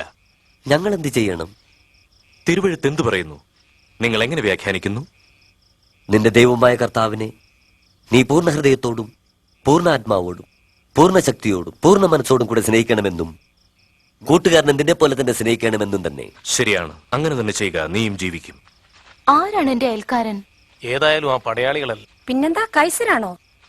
ഒരിക്കലും ഒരു മനുഷ്യൻ യെരുശലേമിൽ നിന്നും എരിഹോവിലേക്ക് പോവുകയായിരുന്നു. കള്ളന്മാർ അവനെ ആക്രമിച്ചു. അവർ അവന്റെ വസ്ത്രമഴിച്ച് അവനെ അടിച്ച് അർത്ഥപ്രാണനായി വിട്ടേച്ചുപോയി. ആകസ്മികമായി അതിലെ ഒരു പുരോഹിതൻ വന്നു. അവനെ കണ്ടപ്പോൾ പുരോഹിതൻ മാറി കടന്നുപോയി. അതുപോലെ തന്നെ ഒരു ലേവിനും ആ വഴി വന്നു. അവനെ നോക്കി വഴിയുടെ എതിർവശത്തു കൂടി കടന്നുപോയി. എന്നാൽ ഒരു ശമരിയക്കാരൻ അല്പസമയം കഴിഞ്ഞ് ആ വഴി വന്നു. അവനെ കണ്ടപ്പോൾ അവന്റെ മനസ്സലിഞ്ഞു. അവൻ അവന്റെ അടുക്കൽ ചെന്ന് എണ്ണയും വീഞ്ഞും പകർന്ന് അവന്റെ മുറിവുകൾ വെച്ചുകെട്ടി അവനെ താൻ സഞ്ചരിക്കുന്ന മൃഗത്തിന്റെ പുറത്തു കയറ്റി വഴിയമ്പലത്തിലേക്ക് കൊണ്ടുപോയി വേണ്ട ശുശ്രൂഷ ചെയ്തു. പിറ്റേ ദിവസം അവൻ സത്രം സൂക്ഷിപ്പുകാരന് 2 വെള്ളിക്കാശ് കൊടുത്തിട്ട് വേണ്ടതുപോലെ ചികിത്സിക്കണമെന്ന് പറഞ്ഞു. ഞാൻ തിരിച്ചു വരുമ്പോൾ അധികം ചിലവിടുന്നത് തന്നുകൊള്ളാം.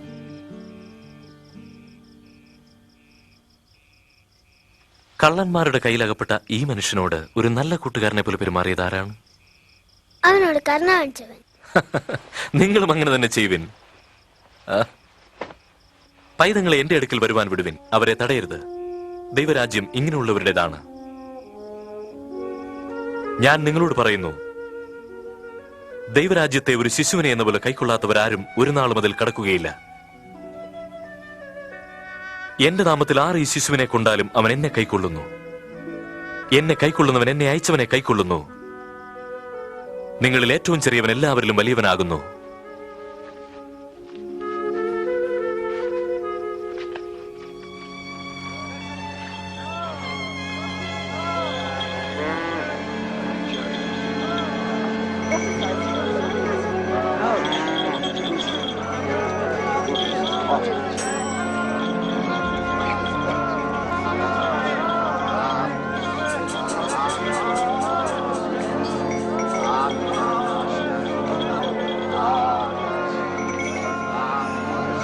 ഏയ്, എന്താണ് ഇവിടെ ബഹളം? എന്താ നടക്കുന്നത്? നസറനായ യേശു ഇതിലെ കടന്നു പോകുന്നു.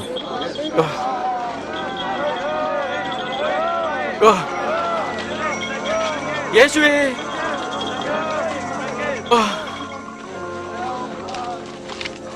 യേശുവേ, ദാവീദ് പുത്ര, എന്നോട് കരുണ കാണിക്കണമേ.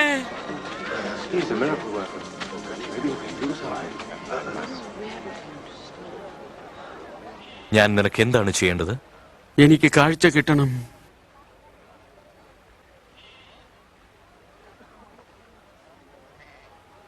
കാഴ്ച പ്രാപിക്കൂ. നിന്റെ വിശ്വാസം നിന്നെ രക്ഷിച്ചിരിക്കുന്നു. എനിക്ക് കാണാം. എനിക്കിപ്പോൾ കാണാം. എനിക്കിപ്പോൾ കാണാം.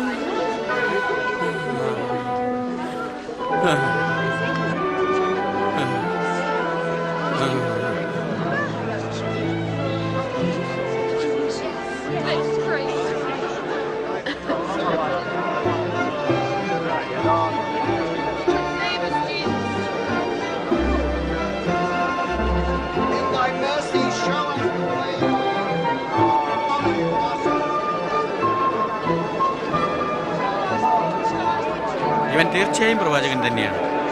എന്റെ കർത്താവും ഗുരുവുമായവനെ എന്നെ രക്ഷിക്കണമേ.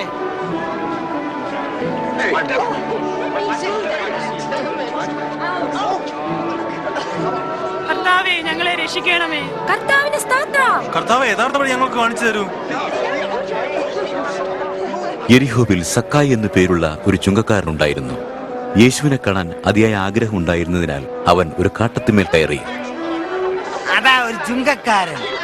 സക്കായിയെ, വേഗം ഇറങ്ങി വാ. ഇന്ന് ഞാൻ നിന്റെ വീട്ടിൽ പാർക്കേണ്ടതാകുന്നു. എന്റെ വീട്ടിലോ? അവന്റെ വീട്ടിൽ താമസിക്കാൻ ആരാണ് ഇഷ്ടപ്പെടുക?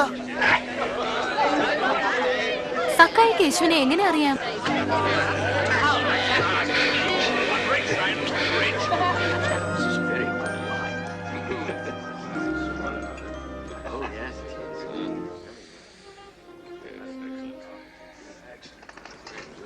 ശ്രദ്ധിക്കൂ, എന്റെ വസ്തുവകയിൽ പകുതി ഞാൻ ദരിദ്രന്മാർക്ക് കൊടുക്കുന്നു.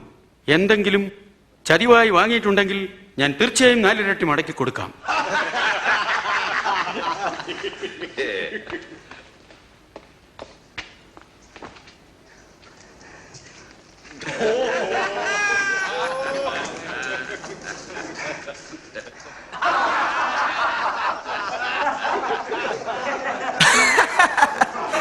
ചുങ്കക്കാരൻ താൻ പിരിച്ചുകെട്ടി ചുങ്കം മുഴുവൻ തിരിച്ചു കൊടുക്കുന്നു. അസാധ്യം. എനിക്കത് വിശ്വസിക്കാൻ പോലും സാധ്യമല്ല.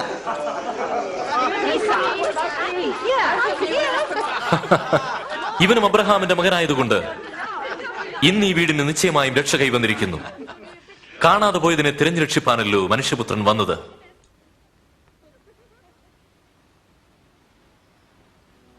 ശ്രദ്ധിക്കൂ, നാം യെരൂശലേമിലേക്ക് പോകുന്നു. മനുഷ്യപുത്രനെ കുറിച്ച് പ്രവാചകന്മാർ പറഞ്ഞത് നിവൃത്തിയാകണമെന്നാണ്. അവനെ ജാതികൾ കേൾപ്പിച്ചു കൊടുക്കുകയും അവനെ പരിഹസിച്ച് അവനെ അപമാനിച്ച് അവന്റെ മുഖത്ത് തുപ്പുകയും അടിക്കുകയും കൊല്ലുകയും ചെയ്യും. എന്നാൽ 3-ാം ദിവസം അവൻ ഉയർത്തെഴുന്നേൽക്കും. മാനവജാതിയുടെ പാപത്തിനു വേണ്ടി താൻ കൊല്ലപ്പെടുവാൻ പോവുകയാണ് എന്നറിഞ്ഞിട്ടുകൂടി യേശു ദൃഢനിശ്ചയത്തോടെ യെരൂശലേമിലേക്ക് യാത്ര തിരിച്ചു. വളരെയധികം ആളുകൾ അവന്റെ വരവിൽ സന്തോഷിക്കുകയും അവനെ രാജാവായി പ്രഖ്യാപിക്കുകയും ചെയ്തു.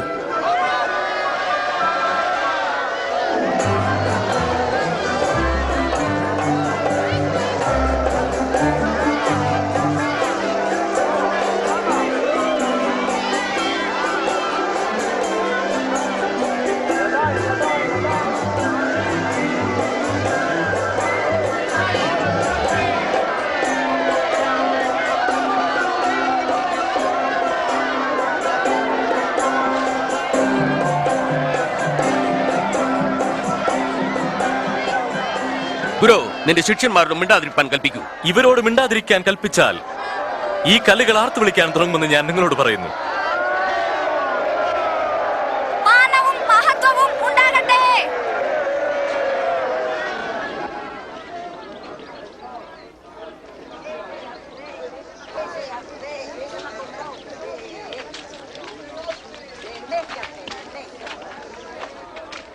യേശു യെരുശലേമിനോടടുത്തപ്പോൾ ആ നഗരത്തെ ഓർത്ത് കരഞ്ഞു.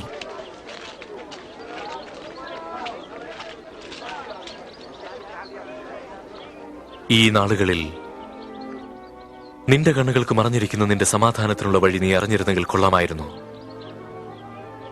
നിനക്ക് ചുറ്റും നിന്റെ ശത്രുക്കൾ നിന്നെ കുരുക്കുവാൻ വാടകോരി 4 വശത്തു നിന്നും നിന്നെ ഞെരുക്കുന്നത് ശ്രദ്ധിക്കുമല്ലോ.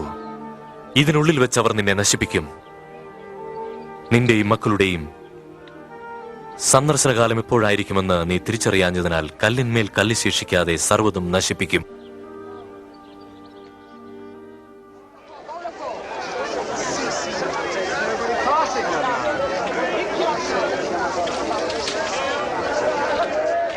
അതിപരിശുദ്ധമായ യെരുശലേം ദേവാലയം ഒരു വ്യാപാര കേന്ദ്രമായി തീർന്നിരുന്നു.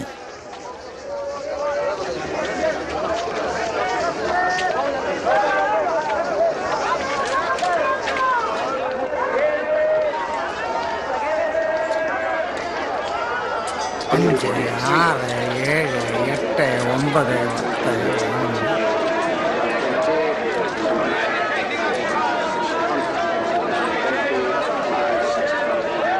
22, 23, 24, 25.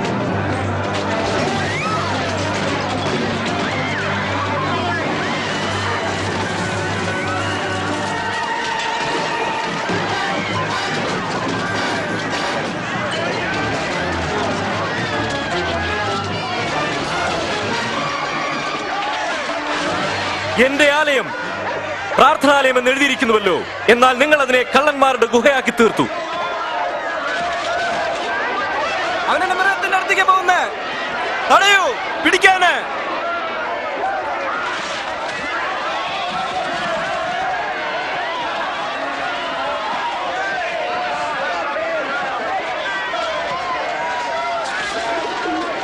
കാവൽക്കാരെ കൊണ്ടുവരൂ, കാവൽക്കാരെ കൊണ്ടുവരൂ.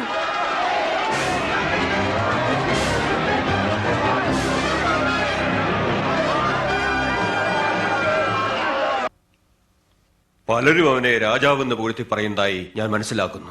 ഒരു രാജാവ്, അഭിസാരികളുടെ രാജാവ്. ഇവനെപ്പോലെ എത്ര പേരെ കണ്ടതാ. വലിയ അവകാശവാദങ്ങൾ ഉന്നയിക്കും, ഒടുവിൽ സ്ഥലം വിടും. പിന്നെ ആരോർക്കാനാ? മിണ്ടാതിരിക്കരുത്. ദിവസം കഴിയുന്തോറും ജനങ്ങൾ അവന്റെ പുറകെയാണ്. ജനങ്ങൾ അവനെ ആരാധിക്കുന്നു. അവൻ രാജാവെന്ന് കരുതുന്നു. എന്നാൽ ഞാൻ നിങ്ങളോടൊരു കാര്യം പറയാം. ആ മനുഷ്യൻ സമാധാനത്തിന് ഭീഷണിയായി തീർന്നാൽ നിങ്ങൾ ഉത്തരം പറയേണ്ടി വരും.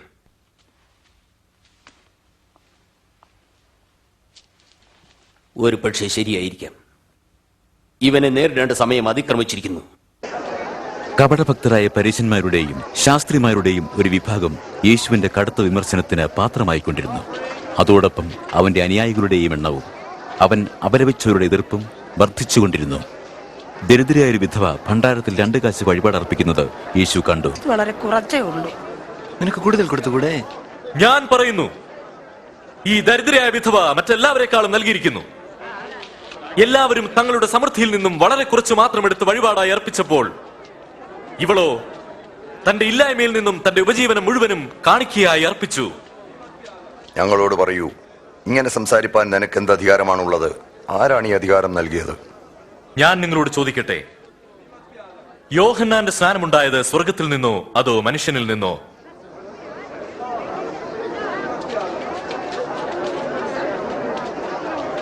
നമ്മൾ എന്താണ് പറയേണ്ടത്?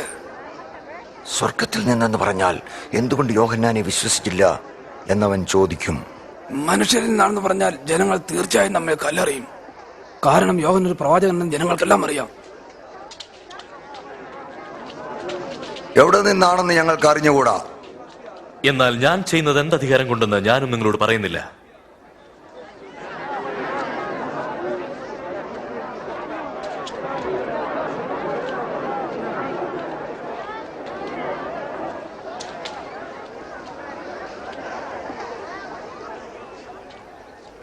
ഒരിക്കൽ ഒരു മനുഷ്യൻ മുന്തിരിത്തോട്ടം നട്ടുണ്ടാക്കി തോട്ടം കുടിയാന്മാരെ ഏൽപ്പിച്ചിട്ട് ഏറിയ കാലം പരദേശത്ത് പോയി പാർത്തു.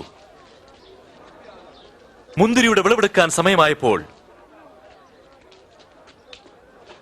തന്റെ ദാസനെ കുടിയാന്മാരുടെ അടുക്കൽ അയച്ചു. എന്നാൽ അവർ അവനെ തല്ലിച്ചതച്ച് വെറും കൈയോടെ പറഞ്ഞയച്ചു. അതുകൊണ്ട് അവൻ മറ്റൊരു ദാസനെ അയച്ചു. എന്നാൽ അവനെയും അവർ തല്ലി അപമാനിച്ച് പറഞ്ഞുവിട്ടു. ഉടമസ്ഥൻ മൂന്നാമത്തെ ദാസനെ അയച്ചു. അവനെയും കുടിയാന്മാർ മുറിവേൽപ്പിച്ച് തോട്ടത്തിന് പുറത്താക്കി. അപ്പോൾ മുന്തിരിത്തോട്ടത്തിന്റെ ഉടമസ്ഥൻ, ഇനി ഞാൻ എന്തു ചെയ്യണ്ടു? ഞാൻ എന്റെ പ്രിയപുത്രനെ അയക്കും. തീർച്ചയായും അവർ അവനെ ആദരിക്കും. എന്നാൽ കുടിയാന്മാർ അവൻ വരുന്നത് കണ്ടിട്ട് തമ്മിൽ പറഞ്ഞു, ഇവനത്രേ അവകാശി. അവകാശം നമുക്കാകേണ്ടതിന് നമുക്കവനെ കൊന്നുകളയാം. പിന്നെന്ത് സംഭവിച്ചു? അങ്ങനെ അവർ അവനെ തോട്ടത്തിന് പുറത്താക്കി കൊന്നുകളഞ്ഞു. അങ്ങനെയെങ്കിൽ തോട്ടത്തിന്റെ ഉടമസ്ഥൻ ഈ കുടിയാന്മാരോട് എന്തു ചെയ്യും? അവൻ വന്ന് തോട്ടക്കാരെ കൊന്ന് തോട്ടം മറ്റു കുടിയാന്മാരെ ഏൽപ്പിക്കും. ഈ തിരുവഴുത്തിന്റെ അർത്ഥം എന്താകുന്നു? വീട് പണിയുന്നവർ തള്ളിക്കളഞ്ഞതായ ഈ കല്ല് ഏറ്റവും പ്രധാനപ്പെട്ട മൂലക്കല്ലായി തീർന്നു. ഏതൊരുവൻ ആ കല്ലിന്മേൽ വീഴുന്നുവോ അവൻ തകർന്നു പോകും. ആ കല്ല് ആരുടെയെങ്കിലും മേൽ പതിച്ചാൽ അതവനെ തീർച്ചയായും ധൂളിയാക്കും. ഗുരു, നീ ഉപദേശിക്കുന്നതും പഠിപ്പിക്കുന്നതും സത്യമാണ്. മുഖപക്ഷം കൂടാതെ മനുഷ്യനെ സംബന്ധിച്ച് ദൈവഹിതം യഥാക്രമം പഠിപ്പിക്കുന്നവനാണ് നീ എന്നും ഞങ്ങൾ മനസ്സിലാക്കുന്നു. പറയൂ, നാം കൈസർക്ക് കരം കൊടുക്കുന്നത് വിഹിതമാണോ അല്ലയോ എന്ന് പറഞ്ഞാലും? സൂക്ഷിച്ചോണം, അവൻ നിന്നെ ചതിക്കാൻ ചോദിച്ചതാ. ഒരു വെള്ളിക്കാശ് കാണിപ്പിൻ.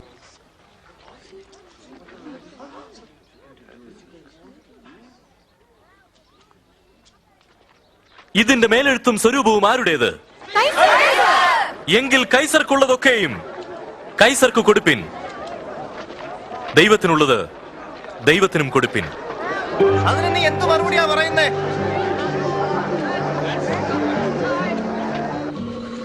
പുളിപ്പില്ലാത്ത അപ്പത്തിന്റെ പെസഹാ പെരുന്നാൾ അടുത്തപ്പോൾ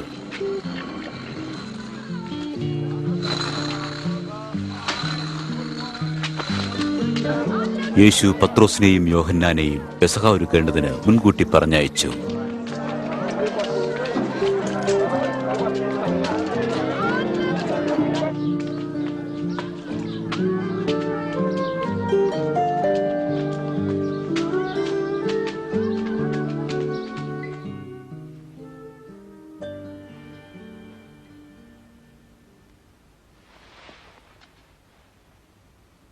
ഞാൻ കഷ്ടം അനുഭവിക്കുന്നതിന് മുൻപേ ഈ പെസഹ നിങ്ങളോടുകൂടി കഴിക്കാൻ വളരെ ആഗ്രഹിച്ചു.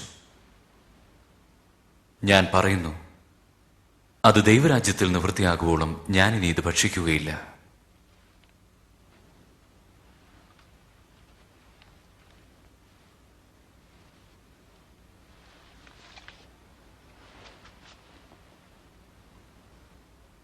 ഞങ്ങളുടെ കർത്താവാം ദൈവമേ, തിരുനാമം മഹത്വപ്പെടുമാറാകട്ടെ. മുന്തിരിയിൽ നീ ഫലം കായ്ക്കുമാറാക്കുന്നവനല്ലോ.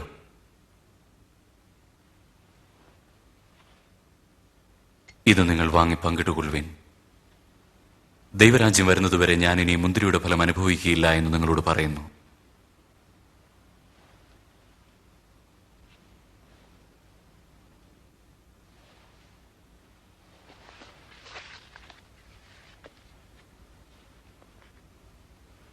ഞങ്ങളുടെ കർത്താവാം ദൈവമേ, തിരുനാമം മഹത്വപ്പെടുമാറാകട്ടെ. ഭൂമിയിൽ നിന്നും നീ ആഹാരം ഉളവാക്കുന്നവനല്ലോ.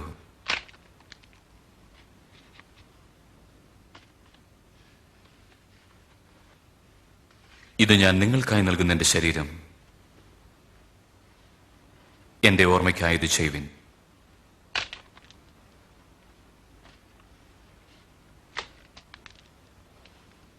ഈ പാനപാത്രം നിങ്ങൾക്ക് വേണ്ടി ചൊരിയുന്ന എന്റെ രക്തത്തിലെ പുതിയ നിയമമാകുന്നു.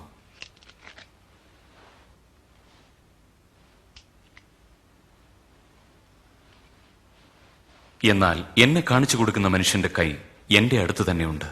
ദൈവനിർണയപ്രകാരം മനുഷ്യപുത്രൻ മരിക്കേണ്ടതാകുന്നുവെങ്കിലും അവനെ കാണിച്ചു കൊടുക്കുന്നവന് അയ്യോ കഷ്ടം. അതൊരിക്കലുമില്ല, അതൊരിക്കലും സംഭവിക്കില്ല.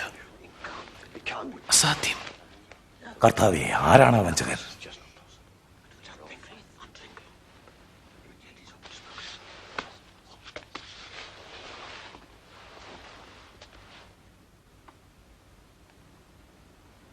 നിങ്ങളിൽ വലിയവൻ ഇളയവനെ പോലെയും നായകൻ ശുശ്രൂഷിക്കുന്നവനെ പോലെയും ആകട്ടെ. ആരാണ് വലിയവൻ? ഭക്ഷണത്തിനിരിക്കുന്നവനോ, ശുശ്രൂഷിക്കുന്നവനോ? ഭക്ഷണത്തിനിരിക്കുന്നവൻ തന്നെ, സംശയമില്ല. ഞാനോ നിങ്ങളുടെ ഇടയിൽ ശുശ്രൂഷിക്കുന്നവനെ പോലെ ആകുന്നു. നിങ്ങളാണ് എന്റെ പരീക്ഷകളിൽ എന്നോടുകൂടെ നിലനിന്നവർ. എന്റെ പിതാവ് എനിക്ക് രാജ്യം നിയമിച്ചു തന്നതുപോലെ ഞാൻ നിങ്ങൾക്കും അതേ അവകാശം തരുന്നു. നിങ്ങൾ എന്റെ രാജ്യത്തിൽ എന്റെ മേശയെങ്കിൽ നിന്ന് തിന്നുകുടിക്കും. സിംഹാസനങ്ങളിലിരുന്ന് 12 ഇസ്രായേൽ ഗോത്രങ്ങളെ ന്യായം വിധിക്കുകയും ചെയ്യും. ഒറ്റുകൊടുക്കുന്നത് ആരാണ്? ശീമോനെ, ശീമോനെ, നോക്കൂ, കൃഷിക്കാരൻ ഗോതമ്പ് പാറ്റുന്നത് പോലെ സാത്താൻ നിങ്ങളെ പാറ്റിക്കളയേണ്ടതിന് എന്നോട് കൽപ്പന ചോദിച്ചു. എന്നാൽ നിന്റെ വിശ്വാസം നഷ്ടപ്പെടാതിരിക്കാൻ ഞാൻ നിനക്ക് വേണ്ടി അപേക്ഷിച്ചു. അതിനാൽ നീ എന്നിലേക്ക് തിരിച്ചു വരുമ്പോൾ നിന്റെ സഹോദരന്മാരെ ഉറപ്പിക്കണം. കർത്താവേ, ഞാൻ നിന്നോടുകൂടെ തടവിലാകാനും മരിപ്പാനും ഒരുക്കമാണ്. പത്രോസേ, ഞാൻ പറയുന്നു, എന്നെ അറിയുന്നില്ല എന്ന് നീ 3 വട്ടം തള്ളി പറയുന്നതിന് മുൻപേ ഇന്ന് കോഴി കൂകുകയില്ല.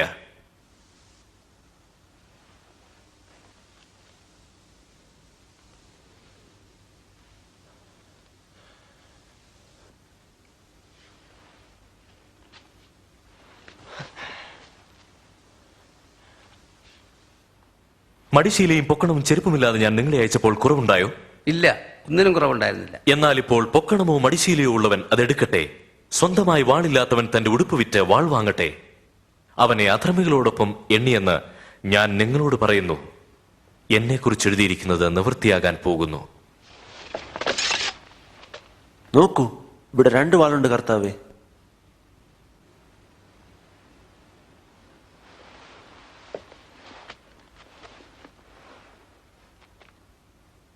അത് മതി. യേശുവിനെ എങ്ങനെ ഒഴിവാക്കാമെന്ന് ആലോചിക്കുന്നതിന് മൂപ്പന്മാർ സംഘം ചേർന്നു. അപ്പോൾ 12 ശിഷ്യന്മാരിൽ ഒരുവനായ സ്കറിയോത്ത് യൂദായിൽ സാത്താൻ കടന്നു. യേശുവിനെ ഒറ്റുകൊടുക്കാൻ യൂദ മൂപ്പന്മാരുമായി ഗൂഢാലോചന നടത്തി. പ്രാർത്ഥിക്കാനായി യേശു യെരുശലേം വിട്ട് ഒലിവുമലയിലേക്ക് പോയി.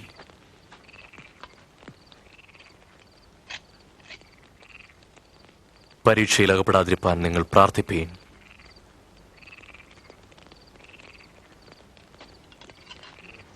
വെറും 30 വെള്ളിക്കാശിനാണ് ഇസ്കറിയോത്ത് യൂദ യേശുവിനെ ഒറ്റിക്കൊടുത്തത്. മനുഷ്യവർഗത്തിന്റെ പാപത്തിനു വേണ്ടിയുള്ള തന്റെ മരണം അതിവേഗം അടുത്തു വരികയാണെന്ന് യേശുവിന് അറിയാമായിരുന്നതുകൊണ്ട് അവൻ പ്രാർത്ഥനയിൽ മുഴുകി.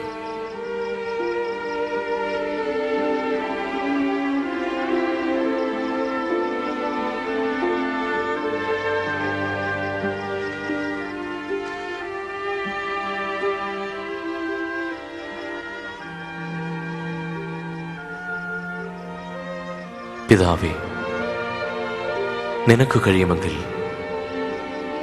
ഈ പാനപാത്രം എന്നിൽ നിന്നും നീക്കണമേ. എങ്കിലും എന്റെ ഇഷ്ടമല്ല, നിന്റെ ഇഷ്ടം പോലെ ആകട്ടെ.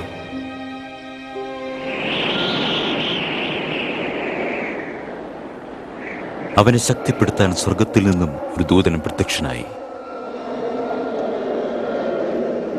അവന്റെ വിയർപ്പിന്റെ കണങ്ങൾ ചോരത്തുള്ളി കണക്കെ നിലത്ത് വീണു.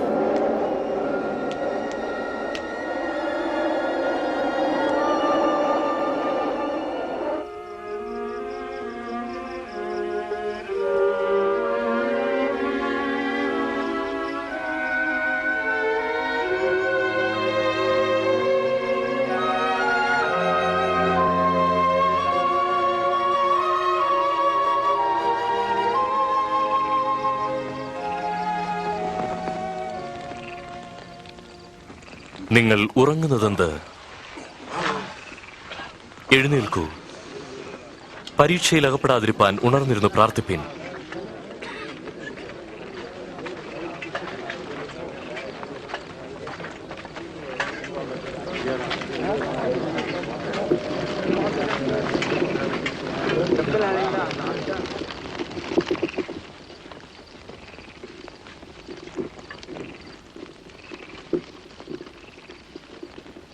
യൂദാ,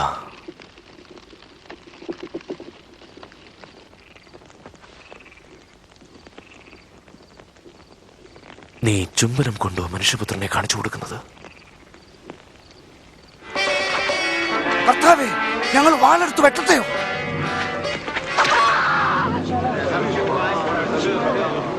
വരൂ, പിടിച്ചു കെട്ടിവനെ. നിർത്ത്, മതി.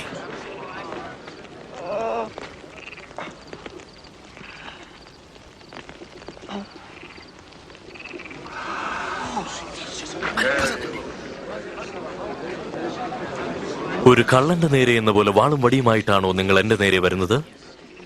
ഞാൻ എല്ലായ്പ്പോഴും ദൈവാലയത്തിലുണ്ടായിരുന്നിട്ടും നിങ്ങൾ എന്റെ മേൽ കൈവച്ചില്ല.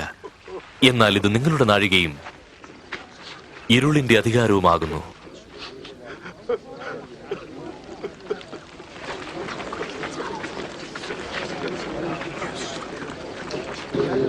പിടിച്ചു കെട്ടിവനെ.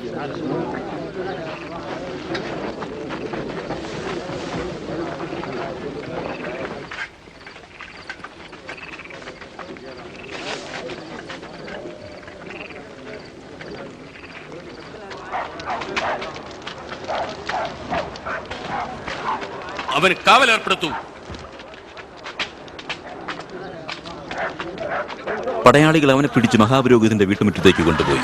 യഹൂദന്മാരുടെ രാജാവ് എന്ന് വിളിച്ച് അവനെ പരിഹസിച്ചു. ഇതാ രാജാക്കന്മാർ ധരിക്കുന്ന ഒരു അങ്കി. ഞങ്ങളോട് പറയൂ, എന്താണ് സംഭവിക്കാൻ പോകുന്നത്? അവിടെ ഞങ്ങളെ രക്ഷിക്കാൻ പോവുകയാണോ മഹാരാജാവേ? അവിടെ ഞങ്ങളെ രക്ഷിക്കാൻ പോവുകയാണോ? ഇവൻ യേശുവിന്റെ കൂടെ ഉണ്ടായിരുന്നുവല്ലോ. അവനെ ഞാൻ അറിയ പോലുമില്ല. ഞാനിവരെ ഒരുമിച്ച് കണ്ടിട്ടുണ്ട്.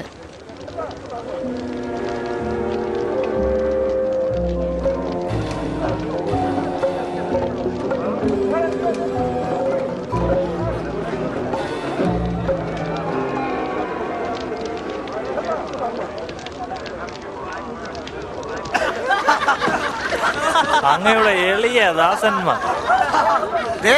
ഇങ്ങോട്ട് നോക്കേ, ഇപ്പൊ എങ്ങനെയുണ്ട്? നീയും അവല്ലൊരുത്തനല്ലേ? ഞാനല്ല.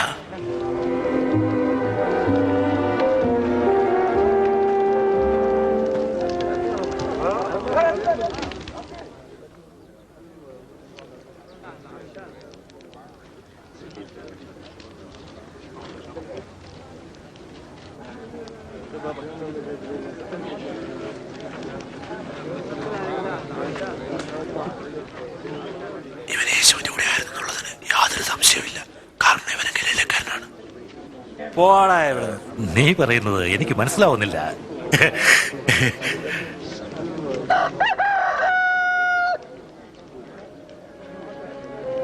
യേശു തിരിഞ്ഞ് പത്രോസിനെ നോക്കി. ഇന്ന് കോഴി കൂവുന്നതിനു മുമ്പ് 3 പ്രാവശ്യം നീ എന്നെ തള്ളിപ്പറയും എന്ന് കർത്താവ് തന്നോട് പറഞ്ഞത് പത്രോസ് ഓർത്തത് അപ്പോഴാണ്.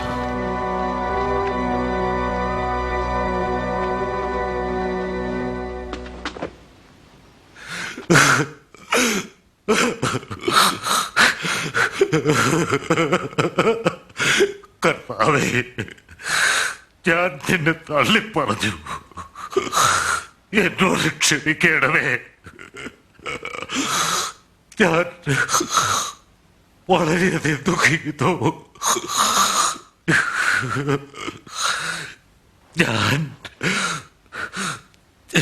ഞാൻ നിന്നെ സ്നേഹിക്കുന്നു കർത്താവേ.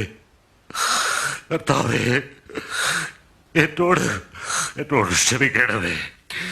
ഞാൻ കുറ്റക്കാരനാകുന്നു. എന്നോട് ക്ഷമിക്കണമേ. എന്നെ ഉപേക്ഷിക്കരുത്.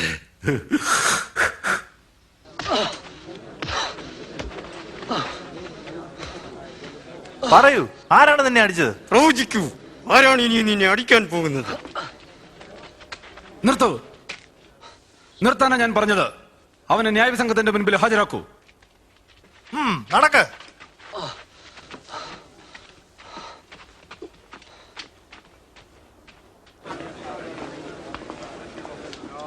മതനേതാക്കന്മാരും മൂപ്പന്മാരും യേശുവിനെ ചോദ്യം ചെയ്യാൻ ഒന്നിച്ചുകൂടി.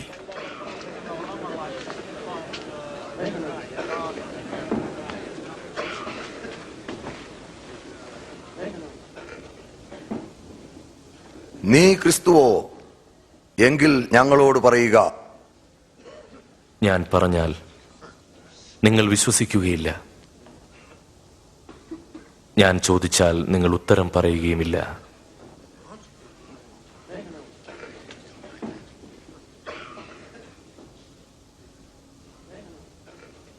എന്നാൽ ഇന്നു മുതൽ മനുഷ്യപുത്രൻ സർവശക്തനായ ദൈവത്തിന്റെ വലത്തുഭാഗത്തിരിക്കും. അപ്പോൾ നീ ദൈവപുത്രനോ? അതെ, ഞാനാകുന്നു. അവനിത് പറയാൻ ആരാണ് അധികാരം കൊടുത്തത്?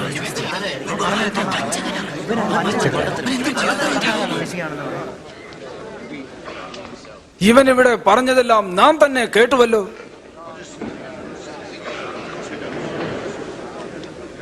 നമുക്കിവനെ പീലാത്തോസിന്റെ അടുക്കൽ കൊണ്ടുപോകാം. അതെ അതെ, അവനൊടുക്കി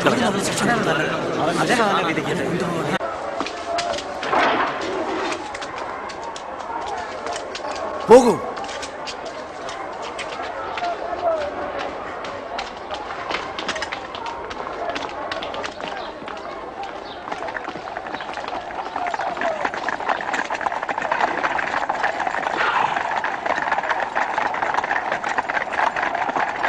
ആയിരക്കണക്കിന് ആളുകളുടെ ക്രൂശീകരണത്തിന് ഉത്തരവാദിയും ഏറ്റവും ദുഷിച്ച റോമൻ നാടുവാഴിയുമായ പൊന്തിയോസ് പീലാത്തോസിന്റെ അടുക്കലേക്ക് അവർ യേശുവിനെ കൊണ്ടുപോയി.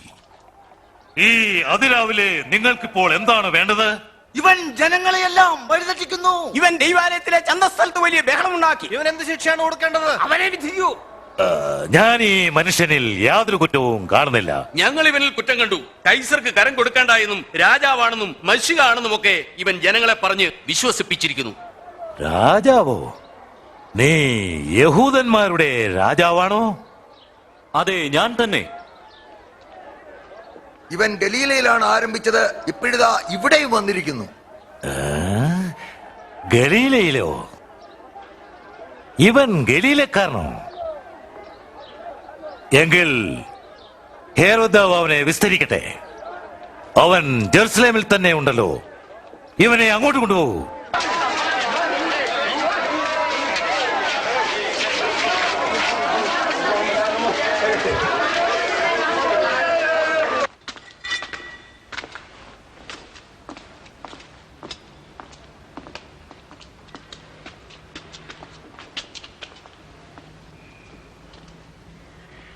നീ ആരെന്നാണ് പറയുന്നത്?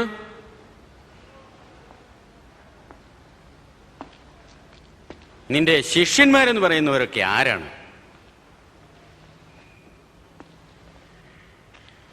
നീ അത്ഭുതങ്ങൾ ചെയ്യാൻ കഴിവുള്ളവനാണെന്ന് പലരും പറയുന്നല്ലോ.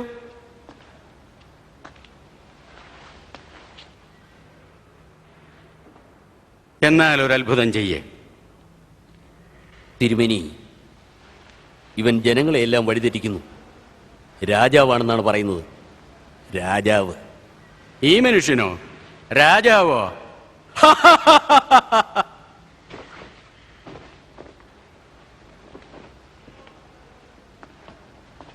അല്ലയോ മഹാരാജാവേ, ഇവനെ ശിക്ഷിക്കൂ.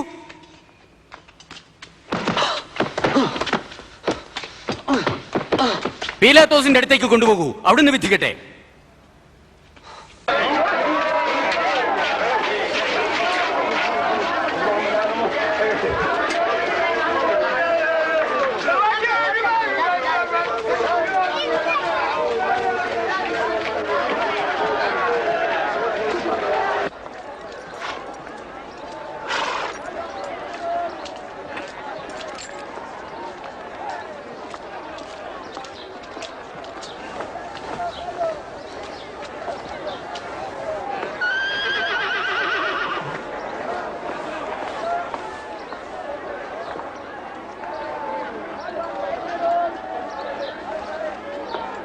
ഈ മനുഷ്യൻ മരണയോഗ്യമായ ഒന്നും ചെയ്തിട്ടില്ല.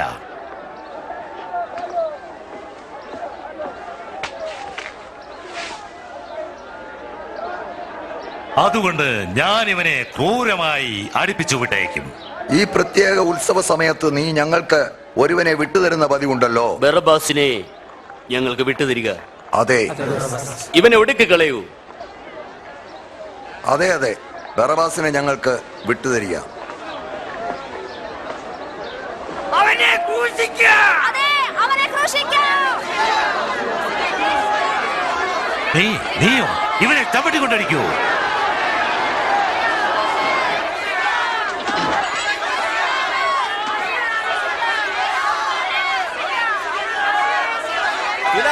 എന്താ താമസിക്കുന്നത്?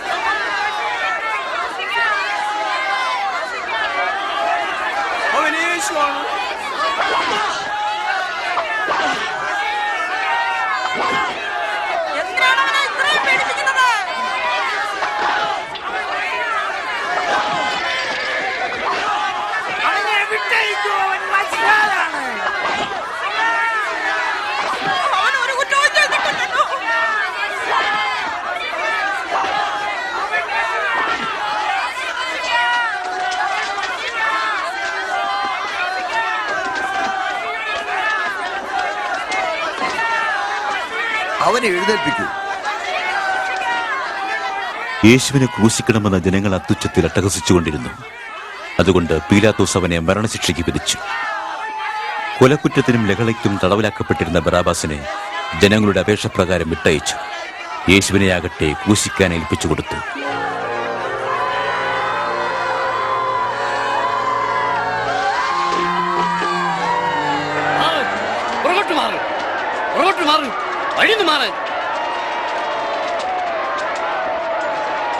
അവന്റെ അടുത്തുനിന്ന് മാറി നിൽക്കും. പുറകോട്ട് മാറും. മാറി നിൽക്കാൻ. പുറകോട്ട് വഴിന്ന് മാറി നിൽക്കും. പോരാൻ വഴി തരും. ദൂരെ പോ. നീ വഴിന്ന് മാറി നിൽക്കും. നീ മുന്നോട്ട് നടക്കും. എഴുന്നേൽക്കും. എഴുന്നേൽക്കാൻ.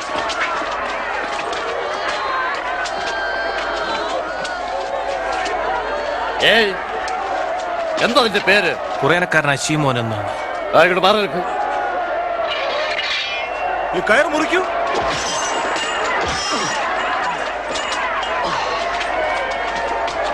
നീ ഇത് ചുമക്കൂ. വരൂ, മുന്നോട്ട് നീങ്ങി. പുറകോട്ട്. പുറകോട്ട്. അവനെ വിടൂ.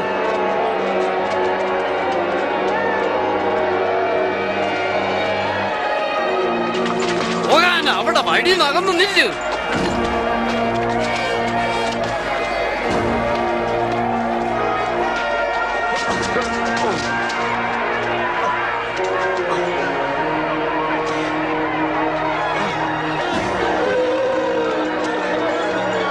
പുറകോട്ട്. മാറി നിൽക്കാൻ. പുറകോട്ട് മാറി.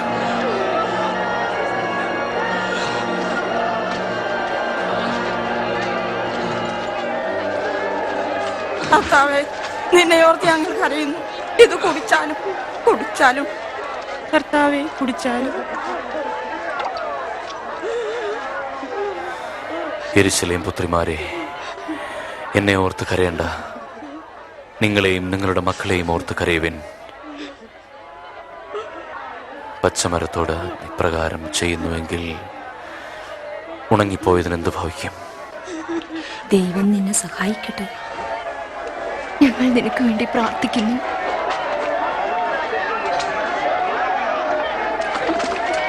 മുന്നോട്ട്.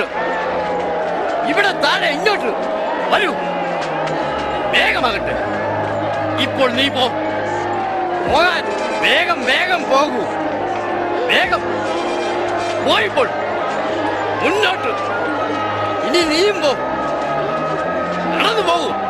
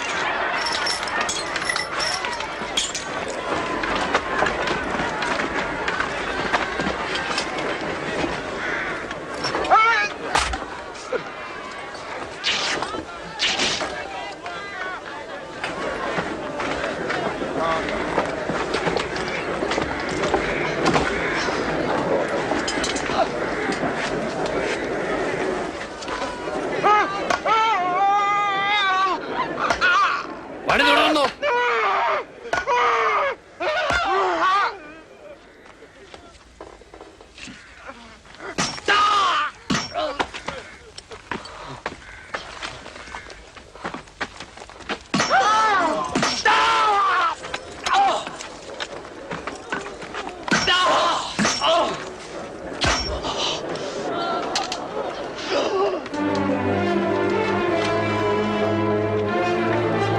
ഉയർത്ത്.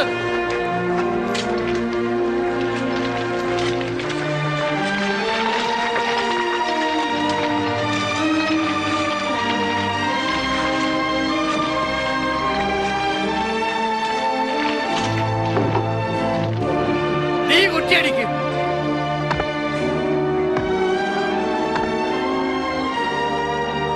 ആ കയറടിച്ചെടുക്കൂ.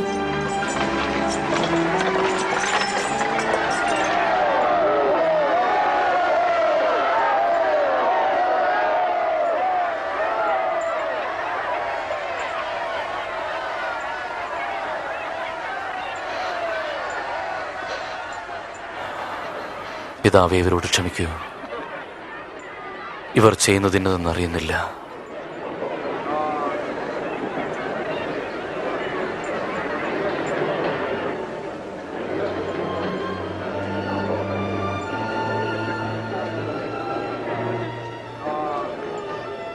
ഇവൻ മറ്റുള്ളവരെ രക്ഷിച്ചു, ഇനി തന്നെത്താൻ രക്ഷിക്കട്ടെ. നീ മഷിയാണെങ്കിൽ നിന്നെ തന്നെ രക്ഷിക്കുക. അതെ, ക്രൂശിൽ നിന്ന് ഇറങ്ങുക. നിന്റെ അത്ഭുതങ്ങളിൽ ഒരെണ്ണം ഒന്ന് കാണിച്ചേ.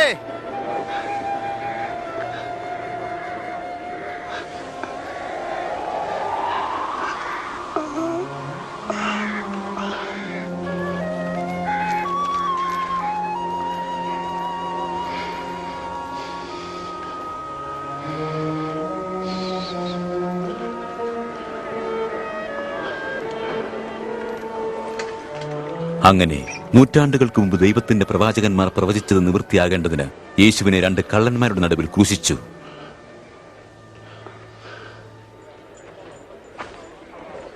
നോക്കൂ, ഇതൊരു സാധാരണ സന്യാസിയുടെ അങ്കിയല്ല.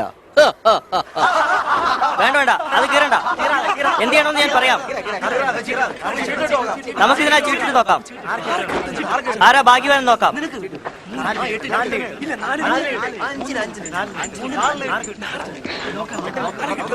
ഏയ്, നീ വലിയ ഭാഗ്യവാനാണല്ലോ. ഇതുകൊണ്ട് നീ എന്ത് ചെയ്യാൻ പോകാടാ?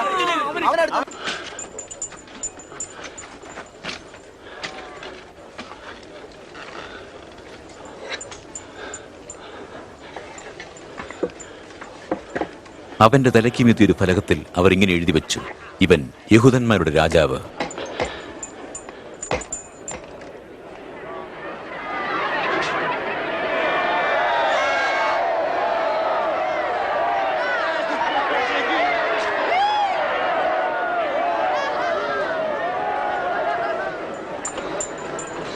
നീ യഹൂദന്മാരുടെ രാജാവാണെങ്കിൽ നിന്നെ തന്നെ രക്ഷിക്കൂ.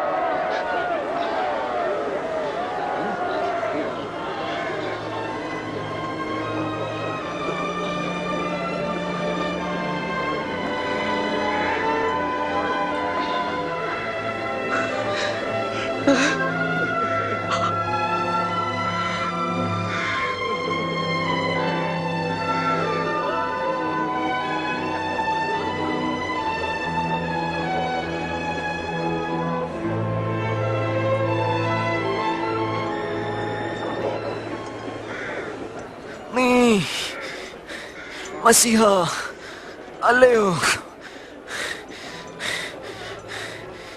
എങ്കിൽ നിന്നെ തന്നെയും ഞങ്ങളെയും രക്ഷിക്കുക. നിനക്ക് ദൈവത്തെ ഭയമില്ലേ? നിനക്ക് കിട്ടിയ ശിക്ഷ തന്നെയാണ് ഇവനും കിട്ടിയത്. എന്നാൽ ഇവൻ ഒരു കുറ്റവും ചെയ്തിട്ടില്ല. യേശുവേ, നീ രാജ്യത്വം പ്രാപിച്ചു വരുമ്പോൾ എന്നെയും ഓർത്തുകൊള്ളണമേ. ഞാൻ പറയുന്നു, ഇന്ന് നീ എന്നോട് കൂടെ പർദീസയിലിരിക്കും.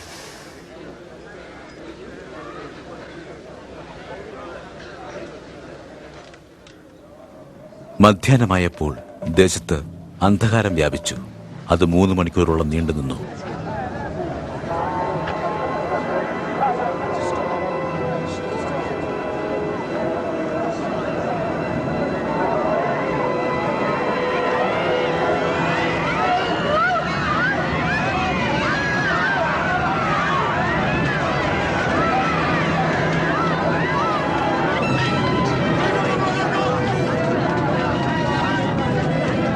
ദേവാലയത്തിലെ തിരുശില മേൽ തൊട്ട് അടിവരെ നടുവേ 2 ചീന്തിപ്പോയി.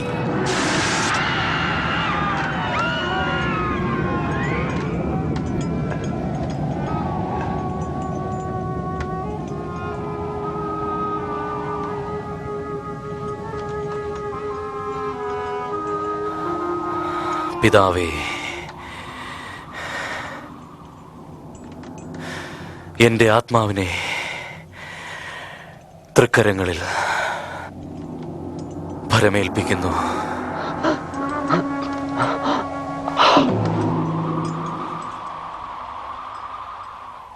ഈ സംഭവിച്ചത് ശതാധിപൻ കണ്ടിട്ട് അവൻ ദൈവത്തെ മഹത്വപ്പെടുത്തിക്കൊണ്ട് പറഞ്ഞു, ദൈവത്തിന് മഹത്വം. വാസ്തവമായി ഈ മനുഷ്യൻ ഒരു നീതിമാനായിരുന്നു. അരിമത്യാക്കാരനായ യോസെഫ് വളരെ നീതിമാനും സന്നിധി സംഘത്തിലെ അംഗവുമായിരുന്നു. എങ്കിലും അവരുടെ ആലോചനകൾക്കും പ്രവൃത്തികൾക്കും അവൻ അനുകൂലമല്ലായിരുന്നു. ശബ്ദത്ത് ആരംഭിക്കുന്നതിന് മുമ്പേ സൂര്യാസ്തമയത്തോടെ യേശുവിന്റെ ശരീരം ഒരു കല്ലറയിൽ അടക്കം ചെയ്യുന്നതിന് അവൻ പീലാത്തോസിനോട് അനുവാദം വാങ്ങിയിരുന്നു.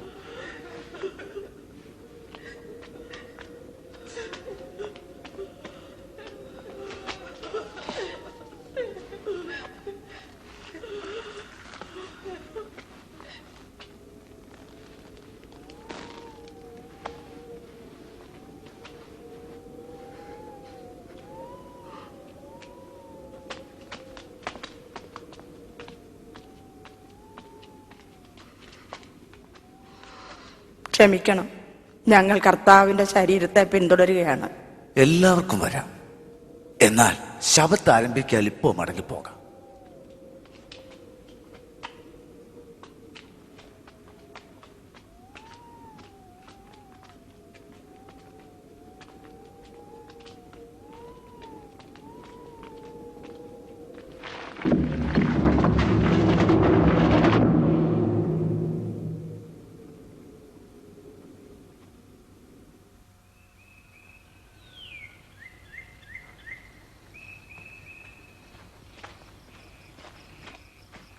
ആഴ്ചവട്ടത്തിന്റെ 1-ാം നാൾ അതിരാവിലെ സുഗന്ധവർഗവുമായി അവർ കല്ലറയ്ക്കലെത്തി. കല്ലറ വാതിൽക്കൽ നിന്നും കല്ലുരുട്ടി മാറ്റിയിരിക്കുന്നതായി അവർ കണ്ടു. അകത്ത് കടന്നപ്പോൾ യേശുവിന്റെ ശരീരം അവിടെ കണ്ടില്ല.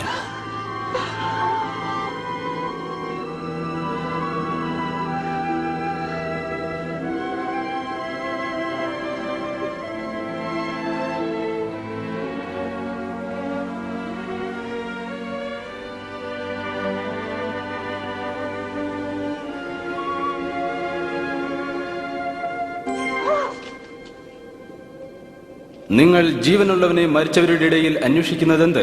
അവൻ ഇവിടെയില്ല, ഉയർത്തെഴുന്നേറ്റിരിക്കുന്നു. മുൻപേ ഗലീലയിൽ ഇരിക്കുമ്പോൾ തന്നെ അവൻ നിങ്ങളോട്, മനുഷ്യപുത്രനെ പാപികളായ മനുഷ്യരുടെ കയ്യിൽ ഏൽപ്പിച്ച് ക്രൂശിക്കുകയും അവൻ 3-ാം നാൾ ഉയർത്തെഴുന്നേൽക്കുകയും വേണം എന്ന് പറഞ്ഞത് ഓർത്തുകൊള്ളുവീൻ.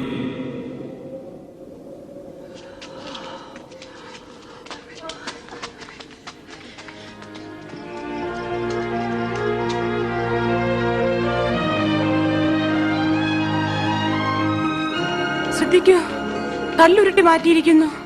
ഞങ്ങൾ കല്ലറയ്ക്കകത്ത് കയറി, പക്ഷെ കല്ലറയിൽ യേശുവിന്റെ ശരീരം കണ്ടില്ല. എന്താ? കർത്താവിന്റെ ശരീരം കാണുന്നില്ലെന്ന്? രണ്ടുപേർ ഞങ്ങൾക്ക് പ്രത്യക്ഷപ്പെട്ടു. സൂര്യനെ പോലെ ശോഭിക്കുന്ന ദേവദൂതന്മാരായിരുന്നു. ഞങ്ങളോട് പറഞ്ഞു, നിങ്ങൾ ജീവനുള്ളവനെ മരിച്ചവരുടെ ഇടയിൽ അന്വേഷിക്കുന്നത് എന്ത്? ഇത് സത്യം. ഞങ്ങളെ വിശ്വസിക്കൂ, വിശ്വസിക്കൂ. ഞങ്ങൾ അവരെ കണ്ടു. നിങ്ങൾ തന്നെ ഒന്ന് പോയി കാണ. കല്ലറ ഒഴിഞ്ഞു കിടന്നു. കർത്താവ് അവിടെ ഇല്ല. പത്രോസേ, ഞങ്ങളെ വിശ്വസിക്കൂ.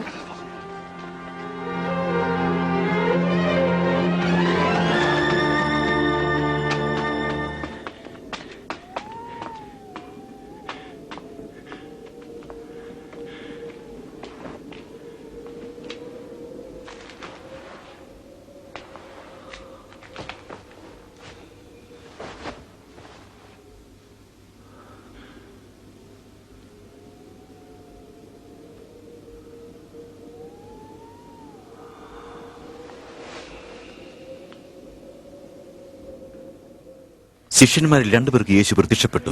മറ്റു ശിഷ്യന്മാരെ അറിയിക്കാൻ അവർ ആവേശത്തോടെ അവരുടെ അടുക്കൽ മടങ്ങി വന്നു. വാസ്തവമായി കർത്താവ് ഉയർത്തെഴുന്നേറ്റു. അവൻ ശിമോന് പ്രത്യക്ഷനായി. വഴിയിൽ വെച്ച് ഞങ്ങൾ അവനെ കണ്ടു, എന്നാൽ തിരിച്ചറിഞ്ഞില്ല. അപ്പം നിർത്തി തന്നപ്പോഴാണ് കർത്താവാണെന്ന് മനസ്സിലായത്. എമ്മോസിലോ? അത് അത്ഭുതമായിരിക്കുന്നല്ലോ.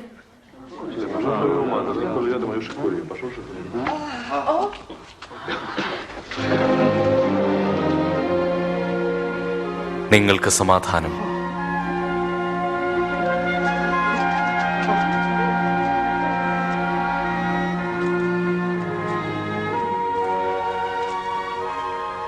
നിങ്ങൾ പരിഭ്രമിക്കുന്നത് എന്തിന്? നിങ്ങളുടെ മനസ്സിൽ സംശയമുണ്ടാകുന്നത് എന്തിന്?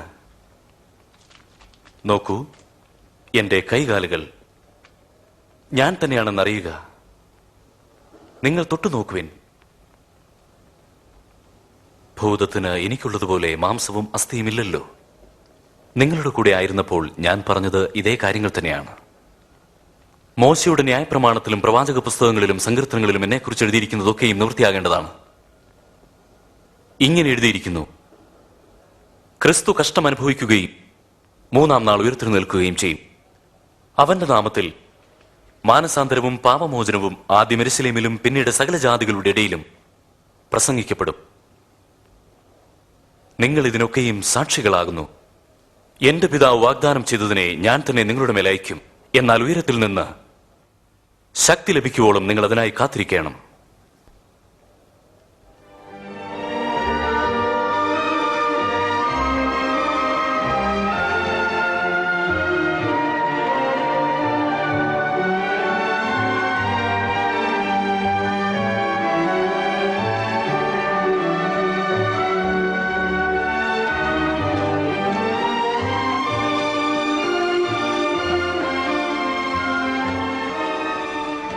കർത്താവ് നിങ്ങളെ അനുഗ്രഹിച്ച് കാക്കുമാറാകട്ടെ. സ്വർഗത്തിലും ഭൂമിയിലും സകല അധികാരവും എനിക്ക് നൽകപ്പെട്ടിരിക്കുന്നു.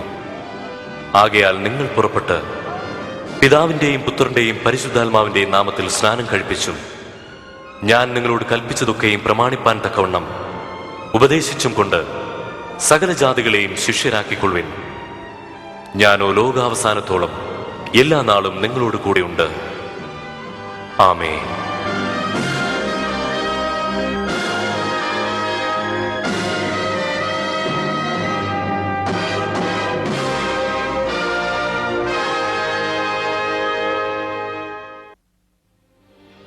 യേശുവിനെ അടക്കം ചെയ്ത കല്ലറ ഇന്ന് ശൂന്യമാണ്. അവനെ ക്രൂശിച്ചതിന്റെ 3-ാം ദിവസം മരിച്ചവരുടെ ഇടയിൽ നിന്നും അവൻ ഉയർത്തെഴുന്നേറ്റു. അവൻ ഇന്നും ജീവിക്കുന്നു. നിങ്ങളുടെ ഓരോരുത്തരുടെയും ജീവിതത്തിലേക്ക് കടന്നു വരാൻ അവൻ ആഗ്രഹിക്കുന്നു.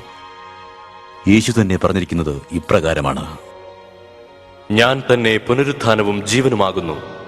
എന്നിൽ വിശ്വസിക്കുന്നവൻ മരിച്ചാലും ജീവിക്കും. യേശു ക്രിസ്തു പുനരുത്ഥാനം ചെയ്തതിനു ശേഷം ഏതാണ്ട് 2000 വർഷങ്ങൾ കടന്നുപോയി. എന്നാൽ ഈ ലോകത്തിൽ മനുഷ്യനെ സ്വാധീനിക്കുന്ന ഏറ്റവും വലിയ ശക്തിയായി അവിടെ നിന്നും ജീവിക്കുന്നു. കഴിഞ്ഞ നൂറ്റാണ്ടുകളിൽ ജീവിച്ചിരുന്ന ഗർവിഷ്ഠരായ പല രാജതന്ത്രജ്ഞന്മാരും അവർ വന്നതുപോലെ കടന്നുപോയി.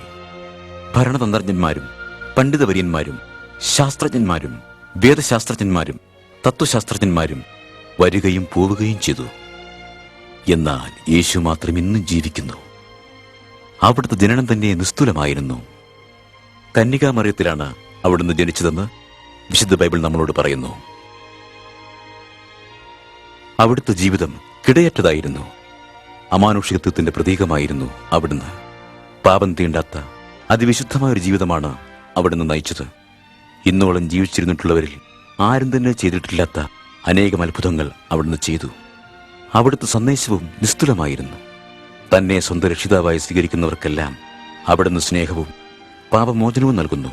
സർവോപരി ഒരു പുതിയ ജീവിതം അവർക്ക് അവിടുന്ന് വാഗ്ദാനം ചെയ്യുന്നു. എവിടെയെല്ലാം അവിടുത്തെ സന്ദേശം കടന്നു ചെന്നിട്ടുണ്ടോ അവിടെയെല്ലാം ജീവിതത്തിന് ഒരു പുതിയ ഉദ്ദേശവും പ്രത്യാശയും കൈവന്നിട്ടുണ്ട്. അവിടുത്തെ ക്രൂശുമരണവും നിസ്തുലമായിരുന്നു. ഏതാണ്ട് 2000 വർഷങ്ങൾക്ക് മുമ്പ് ദൈവം തന്റെ ഏകജാതനായ പുത്രനെ മനുഷ്യന്റെ പാപത്തിനുള്ള ഏക പരിഹാരമാർഗമായി ഈ ലോകത്തിലേക്ക് അയച്ചു. അങ്ങനെ അവിടുന്ന് നമുക്ക് വേണ്ടി കാൽവരി കുരിശിൽ മരിച്ചു. അതെ, അവൻ നിനക്ക് വേണ്ടി മരിച്ചു. ക്രിസ്തുവിന്റെ പുനരുത്ഥാനവും നിസ്തുലമായൊരു പ്രതിഭാസമായിരുന്നു. അവിടുന്ന് മരിച്ചതിന്റെ 3-ാം ദിവസം ചരിത്രം ഏറ്റവും അത്ഭുതകരമായൊരു സംഭവത്തിന് സാക്ഷ്യം നിന്നു. അതായിരുന്നു മരിച്ചു മൺമറഞ്ഞവരുടെ ഇടയിൽ നിന്നുമുള്ള അവിടുത്തെ പുനരുത്ഥാനം. അവിടുത്തെ ജനനം, ജീവിതം, മരണം, ഉയർത്തെഴുന്നേൽപ്പ് ഇതെല്ലാം താൻ ലോകരക്ഷകനായ ദൈവത്തിന്റെ ഏകപുത്രനാണെന്നുള്ള അവകാശവാദത്തിന്റെ അനിഷേധ്യമായ തെളിവുകളാണ്. ഈ യേശു ഇന്നും ജീവിക്കുന്നു. നിങ്ങളുടെ ജീവിതത്തിലേക്ക് കടന്നു വരുന്നതിനും നിങ്ങളുടെ പാപങ്ങൾ ക്ഷമിച്ച് സമൃദ്ധമായ ജീവിതത്തിനാവശ്യമായ ശക്തി പ്രദാനം ചെയ്യുന്നതിനും അവിടുന്ന് ആഗ്രഹിക്കുന്നു. അവിടുത്തെ വാക്കുകൾ ശ്രദ്ധിക്കുക. അധ്വാനിക്കുന്നവരും ഭാരം ചുമക്കുന്നവരുമായുള്ളവരെ എല്ലാവരും എന്റെ അടുക്കൽ വരുവിൻ, ഞാൻ നിങ്ങളെ ആശ്വസിപ്പിക്കും. ഞാൻ തന്നെ വഴിയും സത്യവും ജീവനുമാകുന്നു. ഞാൻ മുഖാന്തരമല്ലാതെ ആരും പിതാവിന്റെ അടുക്കൽ എത്തുന്നില്ല. എല്ലാവരും പാപം ചെയ്ത് ദൈവതേജസ് ഇല്ലാത്തവരായി തീർന്നു എന്ന് വിശുദ്ധ ബൈബിൾ നമ്മളോട് പറയുന്നു. പാപത്തിന്റെ ശമ്പളം മരണമത്രേ. ദൈവത്തിന്റെ കൃപാവരമോ നമ്മുടെ കർത്താവായ യേശു ക്രിസ്തുവിൽ നിത്യജീവൻ തന്നെയെന്നും വേദപുസ്തകം നമ്മെ പഠിപ്പിക്കുന്നു. യേശു ക്രൂശിൽ മരിച്ചപ്പോൾ അവിടുന്ന് നിങ്ങളുടെ പാപത്തിന് ന്യായമായി ലഭിക്കേണ്ടിയിരുന്ന ശിക്ഷ സ്വയം ഏറ്റെടുക്കുകയായിരുന്നു. ഇപ്പോൾ ഈ നിമിഷം തന്നെ നിങ്ങളുടെ ജീവിതത്തിലേക്ക് കടന്നു വരാൻ അവൻ ആകാംക്ഷയോടെ കാത്തിരിക്കുന്നു. കണ്ടാലും ഞാൻ വാതിൽക്കൽ നിന്ന് മുട്ടുന്നു. ആരെങ്കിലും എന്റെ ശബ്ദം കേട്ട് വാതിൽ തുറന്നാൽ ഞാൻ അവന്റെ ഉള്ളിൽ വരും. യേശുവിന്റെ സ്നേഹവും അവിടുന്ന് നൽകുന്ന പാപമോചനവും നിങ്ങൾക്ക് അനുഭവപ്പെടണമെങ്കിൽ നിങ്ങളുടെ പാപപരിഹാരത്തിന് തിരഞ്ഞെടുത്ത പാപയാഗമായി അവനെ അംഗീകരിക്കുകയും സ്വന്തം വിശ്വാസത്താൽ നിങ്ങളുടെ ഹൃദയത്തിലേക്ക് കടന്നു വരാൻ അവൻ ക്ഷണിക്കുകയും ചെയ്യേണ്ടതാണ്.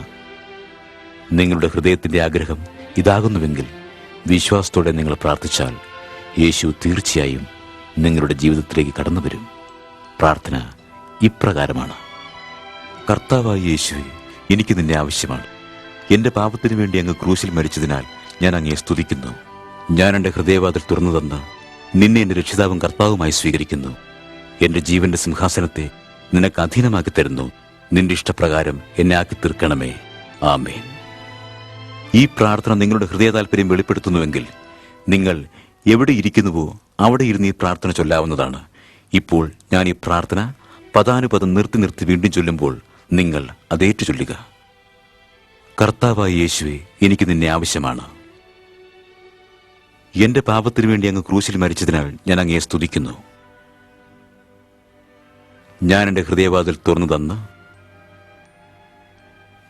നിന്നെ എന്റെ രക്ഷിതാവും കർത്താവുമായി സ്വീകരിക്കുന്നു. എന്റെ ജീവന്റെ സിംഹാസനത്തെ നിനക്ക് അധീനമാക്കി തരുന്നു. നിന്റെ ഇഷ്ടപ്രകാരം എന്നെ ആക്കി തീർക്കണമേ.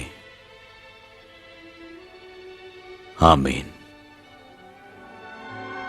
ഇപ്പോൾ വിശ്വാസത്തിൽ ഈ പ്രാർത്ഥന ചൊല്ലി യേശു ക്രിസ്തുവിനെ നിങ്ങളുടെ ജീവിതത്തിലേക്ക് ക്ഷണിച്ചിരിക്കയാൽ അവൻ നിങ്ങളുടെ ഹൃദയത്തിലേക്ക് കടന്നു വന്നു എന്ന് പൂർണ്ണമായും വിശ്വസിക്കാം.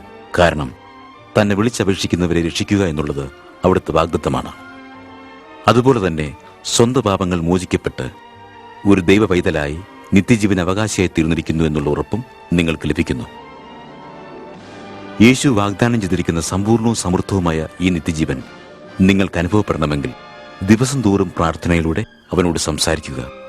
ദൈവവചനം വായിച്ച് ദൈവത്തിന്റെ ഉദ്ദേശം എന്താണെന്ന് കണ്ടുപിടിക്കുക. ദൈവത്തെ സ്നേഹിക്കുകയും അനുഗമിക്കുകയും ചെയ്യുന്നവരുമായി സമ്പർക്കം പുലർത്തുക. ഏറ്റവും ഒടുവിലായി കർത്താവിന്റെ വിലയേറിയ വാഗ്ദാനങ്ങൾ എപ്പോഴും ഓർക്കുക. ഞാൻ നിന്നെ ഒരു നാളും കൈവിടുകയില്ല, ഉപേക്ഷിക്കുകയുമില്ല. ഞാനോ ലോകാവസാനത്തോളം എല്ലാ നാളും നിങ്ങളോട് കൂടെയുണ്ട്.